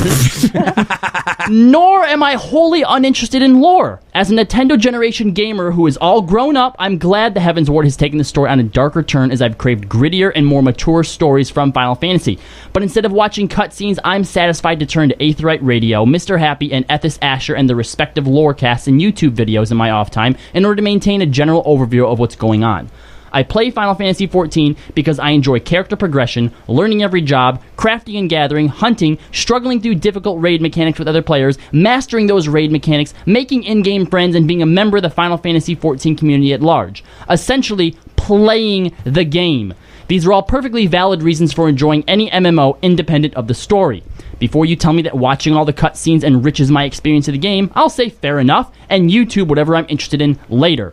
Before you tell me that watching all the cutscenes enhances my immersion, I'll say that every night after a long day of raiding and leveling, as I'm drifting off to sleep, in my mind I am still my adventurer resting by a fire, bow propped at the foot of my bed, thinking about what I want to accomplish tomorrow while the heavy snow falls outside in Coerthus. If that's not symptomatic of immersion, I don't know what is. I've been a member of the LB Army since last summer and look forward to every show. Love you guys. Keep up the great work and take it easier on cutscene skippers. Nika? Some people like me just don't care that much, and that's okay. We can still love and feel passionately about Final Fantasy XIV, maybe just less so with respect to the story. From Everburn. Thank you for the email, Everburn. I want to thank you for a very, very well-written email about that topic. You are okay to be a cutscene skipper as long as you're not at the same time the guy complaining that you don't care about what's going on and have no reason to care. Like, yeah, my happens. issue was as a person and I've always been the person that gets really into stories and character development, and I think that's what draws me into any video game. And so when I play an MMO, when MMOs are not famous for their stories, I play an MMO that has a good story, I really feel like you're losing out by not. And here's the thing, he's not saying that he skips cutscenes, but he doesn't just completely... He still gets that content through other means. So I think that's a little bit different. And I think I skip some cutscenes. I don't watch all of them, but obviously there's a big one after a dungeon. You want to watch that and go through the whole thing. But there's a bunch of them where, come on, really, does it matter? Here's what I will say to Everburn, okay, is that it's fine if you're a cutscene skipper. You're not doing it wrong. You're fine. You're fine. That's okay. You can make that choice, and that is a completely valid choice. But... Uh-oh, is it a big butt? No. It's a big butt. Praise the butt god. But I think if you polled the room on who played 1.0 and who didn't, okay, that there is at least a little bit of regret from those that didn't play 1.0, that their characters didn't get to experience some of the very cool things that are now starting to pay off in 3.0. There are, inside of the story arc, there are very interesting things. We had mentioned at the top of the show, Sealed Rock, Swallowtail Rome. Hengar's Crucible. It's these little things that... Even in the 2.0 story, you had a little bit of extra dialogue if you were in 1.0. Your character, the NPCs would say something different to you. And I can, there is every once in a while, I didn't experience everything in 1.0. I experienced a lot, but I didn't experience everything. And there's every so often, I will find a piece of content that I missed from 1.0, and I go, I want to do that now. I know, I'm always sad. I can't remember Hildebrand from 1.0 at all. And I try so hard and I just can't. I'm so sad. That's the risk you run by skipping the cutscenes. That's the risk you run. Because if you go back and you watch it on YouTube, yeah, you're getting it. But the disappointment of being I want to see my character I want to do that. I guess maybe it's different for 1.0 content because that content is completely gone. Plus, I don't feel that, and the reason why is because I didn't play 1.0. I don't know that. Like you say, you'll see something and know that it came from 1.0, but we don't because you played. Yeah, it's it's not lost to me. I don't get it. I literally just. It's not even there. But I mean, when we were talking about Hengar's Crucible, I know that Nika at the time had expressed, I wish I had played more 1.0 so I could have been able to make more of these connections. And I mean, yeah, as long as somebody out there like Anonymous or Ethis Asher is taking and contextualizing these large points, that's all well and good. But there is going to come a point where you're going to find something associated with the story and you're going to go, oh man, I feel like I missed out. The only thing that I regret missing out on is the end, everything being destroyed, because I've never experienced anything like that from an MMO before. Right, do I regret not playing, not seeing all the story and lore from 1.0? Yes, but do I regret not playing 1.0? Hell no, that game was a flaming dumpster fire. Okay, hold on, Nell. Yeah, I want to address what Nell said. Didn't you guys say before in regards to Coil for non-raiders to just watch it on YouTube? Huh? Elbow jab. Seem your opinion has changed. No, it has not. That is different. Nika, stop trying to steal my point. This is me. Okay, I saw. I'm going. No. Sorry. That is different. That is people going, it's too hard. We just want to see the cutscenes. We don't want to work for... No. If you don't want to work for it, you don't get the payoff watch them on YouTube. There you go. It's different because this is here and he's choosing to skip it. It's a choice. It's 100% a choice. And what we're saying, this is the risk you run by choosing to skip content that you have, whereas some people don't. I don't know. No. You're exactly right. You're exactly right. No one deserves story. If that's the carrot on the stick for you, great. If it's not, okay. Then you got to find something else to incentivize that player base. There's enough of the player base that plays this game for story that you can use story as an incentive for the end of your raid. I've been saying that since the Get Good episode. That's the entirety of that. That's the reward. That's the carrot. If you can't complete the difficulty and you choose to watch it on YouTube, that's a choice. If you just want your story, there's how you can choose to get your story. But if this person is choosing to opt out of it, if it's being presented to him, the only point that I'm saying is you might regret it. You might regret. I mean, yeah, you can go into your room and you can rewatch cutscenes if you want, but in that moment, in 3 years, when you look back on it and you go, let's say you start doing cutscene stuff and you start enjoying it and you like the story that's being told, and then something is referenced from the 2.0 storyline that you skipped, and you go, oh shit, I don't have content. What the fuck are they talking about? Fortunately, generally speaking, you won't realize that you're missing out on something like Callow was saying. Yeah, nothing will compare to the moment that you spend after the vault cutscene running back to the next place, to deliver the news to find out what happened. And then when you're still reeling from that and you're taking the airship into Azizla and that shit comes out of nowhere, it's just not the same. And if you're not into that I stuff, was sitting here that's making cool. noises, and Surin's like, "Stop that! You're spoiling emotions for me." And I'm like, You're spoiling He's emotions. like, now I for know me. something is coming that's, twist or a shock. And I was like, I'm sorry, I can't contain my feelings. Mm-hmm. Yeah. All right. Thank you very much for that email. Interesting email. Another interesting discussion about cutscene skipping. We, of course, did not get to every email. We're running on 3 hours here, guys. And I know we said we're going to read every email that we got. We got most of them. We got a lot of them. We got the vast majority of them in there, but we didn't get all of them. Callers. And a good amount of callers. Thank you, guys. But it's like 106 in Michigan today, and we're all dying. Yeah, it That's is. just outside. Forget how hot it is in here. It's way hotter than 106 in here. Yeah, I may have gotten the air conditioning fixed, but that doesn't mean that we can run it during the show. So we are dying. We are literally wasting away.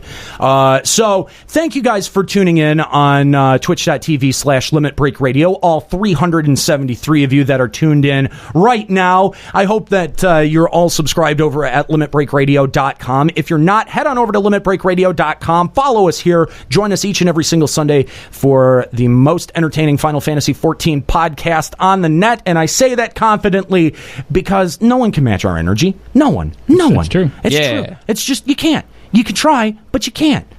You can't do it. And I dare you to try. And if you try, it means that you're getting better at what you do. Look at that. Look at that. Practice what you preach. You know what? Getting good. Yeah. The challenge that I issue is try to be as offensive as us. I dare ya. Yeah. Savage mode might get close. They might get close. You think so? Maybe. Have they talked about rape babies yet?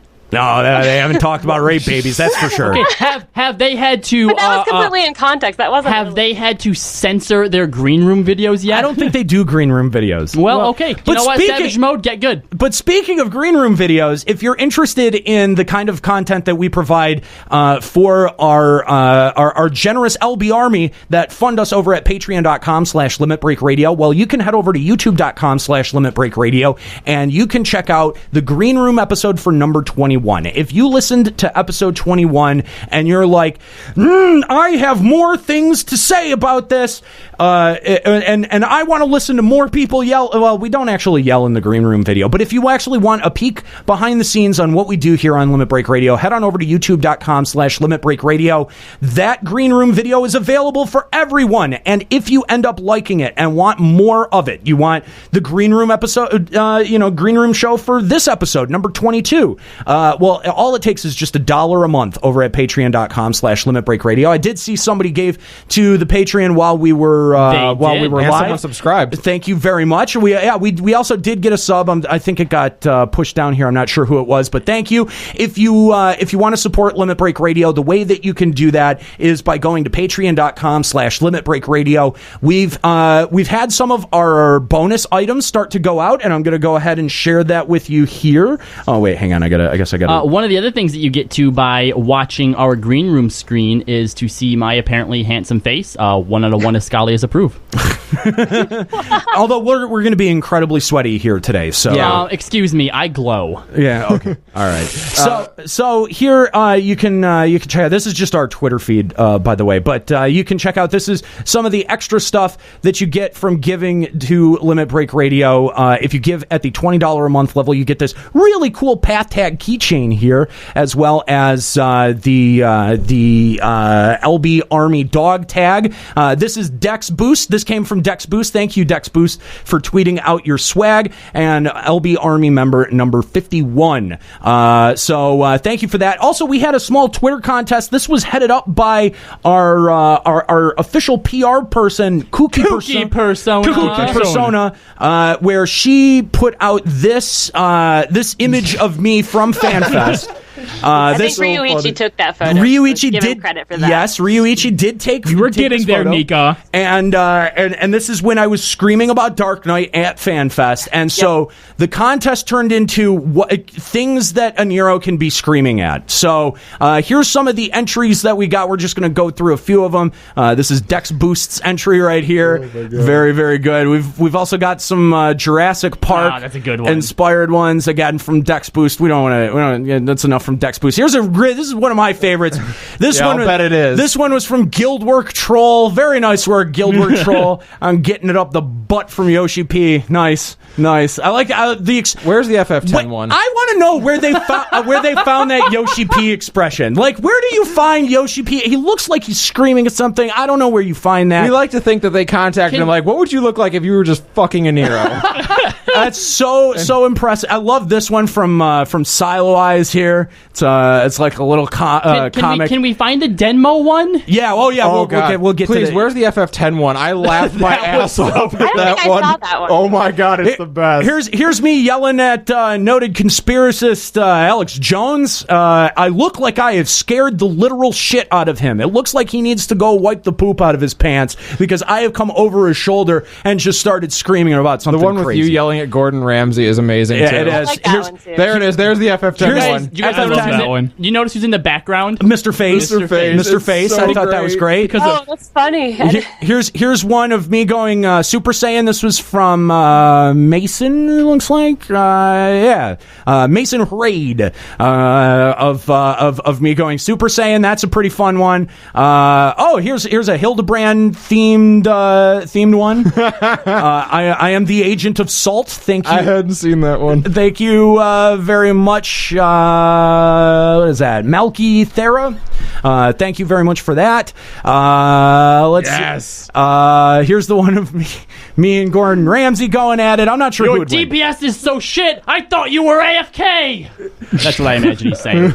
And I'm yelling back, but I'm a tank! Thank you very much. Let's see, that came from technology, something like that. Here's Fusion X. Fusion X, apparently I'm, it looks like I'm like getting like bricked by the guys in the FF15 car or something. Like they yelled past me going scrub, and I'm like, oh fuck you. You got a little dick. And then here we go. We got this one. We got this submission from Denmo. I want to make sure. Oh my god, this is the first one I saw, and I was just like, I don't know how you go up from here. It was the first one that came out. Oh my god, I don't know how you go up from there. It was so good. This is the first one that we had gotten. So here it is. When I look at this thing, what you've created, and it's like, look at this. Yeah, Nice job! None of you! They were wiping in the background too, weren't they? They I just were. noticed that. They were. God, yes. They were. Thank you guys for all of these clever ass submissions. This is great. Yeah, the winners will be contacted very shortly. I'm not even sure what the contest was for, to be honest with you. Heaven's Ward poster and like a bag. And a bag and something else. Kooky swag. Yeah, Kooky hashtag swag. Kooky Swag. So thank you for the hashtag Kooky Swag contest. Kooky, you are so excellent and you do such great work for us. Thank you so much. Really quick, this has to be... I love you! This has to be addressed. Han said, why is there MLP in your recommended? Probably my fault. Because Escalia has access to this account. Yeah. I've noticed a bit of that. I've noticed MLP and Digimon. Have you been watching? That was me. I was Digimon logged wasn't into the me. wrong account. I realized I was watching it, and then all of a sudden I was looking at the videos. I'm like, wait, this isn't my account. What the fuck? Because I do use that account fairly often to watch I don't know things. why I was logged in. I think my Firefox or something updated, and it went back to when I uploaded something to Twitch or something, and it my relogged. God. I haven't been logged into that account in a long time. I was very. I don't know how that happened. I'll take the rap for ponies, but That I'm not was my taking it for fault. Digimon. I would have pegged Juxta for the point Digimon. that at me. I would have. No. Mary Kennett says, K, now I have to visit the Facebook page. We recommend that all of you like us on Facebook because we put up lots of funny and things Twitter, on that's our where we get Facebook our- page. yep. Yeah. Like Really, if you want any like social media / Limit Break Radio, we're there. If you want a daily dose of Limit Break Radio after you've listened to the show, like favorite all of those because we're churning it out, man. For Yeah, sure. we post a couple of things daily on Facebook. Come and join the discussion. Yes, that's facebook.com/Limit Break Radio. And of course, if you want to get in on the fun like you just saw, twitter.com/Limit Break Radio. It's pretty much /Limit Break Radio, all things social media. That's pretty much all you need to do. That's going to be it for the show. We have run way over time. I want to thank I want to thank all of our callers and all of our emailers. You guys provided great cogent points, and I promise you the next episode we're going to be moving on from this. So we wanted to take a second and address all of the huge response that you guys gave to episode 21. And I want to thank you guys for listening, downloading, and checking out the show. Even if you disagreed or hate me, that's fine. I'll take hate listens. It's all good. It's all water under the bridge. We're all good. You don't need to apologize or anything, and I'm not going to apologize, so don't expect it. So thank you for listening to Limit Break Radio. If you're listening on the podcast, make sure that you sub to Twitch. That's twitch.tv/Limit Break Radio. And as we wrap up, there is one thing that I do want to announce. And we'll have more information about this on the next episode. But I'm going to go ahead and take this time to announce that Limit Break Radio is going to be doing a meet and greet in October, since we can pretty much assume that there's not going to be a fan fest this year in October. Limit Break Radio is going to be doing a meet and greet at YomaCon. So if you live in the Detroit area, or if you're in the surrounding area and you want to come in and hang out with Limit Break Radio, and or if you're from Japan and you want to come in, go to a really cool anime con in downtown Detroit, then this is going to be your opportunity. But hang on, before you book your tickets, okay, this year in October, this will mark 9 years of Limit Break Radio. 9 fucking years that we've been doing this show. Okay, God, I've known you guys for that long. And next year, that means next year's 10. Next year's a big deal for us, okay? And I'm going to go ahead and announce a year ahead of time, we're planning a pretty big event for the 10-year anniversary of Limit Break Radio. Now, the question mark in that part is, if it ends up that next year there is a fan fest and it happens to be around October roughly, then we're probably going to do it at Fan Fest, because all of us are going to be at Fan Fest. But if there is still no Fan Fest, or it happens to fall at a weird time, or we have to separate the two events for some reason, it's going to be, again, at YomaCon next year. So 10 years, we're going to be doing something big for that. I promise you, it's going to be like worth coming in out of town for, kind of big. Look forward to that. And if you want to come in, if you're from the area and you want to come in for YomaCon 2015, we're going to be hanging out, and we invite you to come and hang out with us as well. So that's going to be it for episode number 22. Again, thank you for listening at twitch.tv twitch.tv/Limit Break Radio, and on the podcast. Please sub to the podcast at limitbreakradio.com and follow us on Twitch at twitch.tv/Limit Break Radio. I want to thank my co-hosts for sitting in this balls hot room with me today and doing the show. This one was a challenge to get through for an entirely different set of reasons than the last episode was a challenge to get through, and I really want to thank your patience. So, for Ascalia Ryumasa, Juxtaposition, Kalo Landis, and Nika Kayanian, I'm Aniro. Keep listening.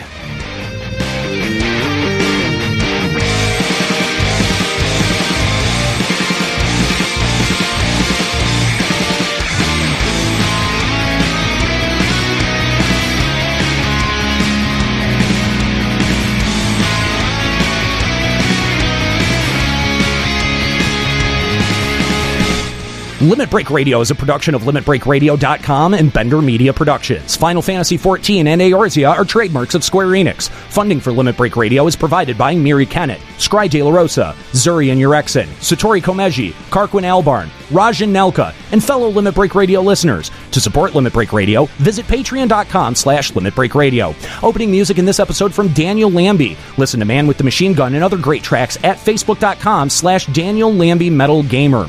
Closing music in this episode provided by Husky by the Geek. Listen to this and other great Final Fantasy XIV and video game rock covers and original music at facebook.com/Husky by the Geek. In-game graphics for Limit Break Radio's Twitch stream are provided by Diamond Multimedia. Check out their line of AMD graphics cards and other hardware at diamondmm.com. Limit Break Radio and its hosts are solely responsible for its content. Yes, I do this live. Fuck you. Suck a dick. We're out, bitches!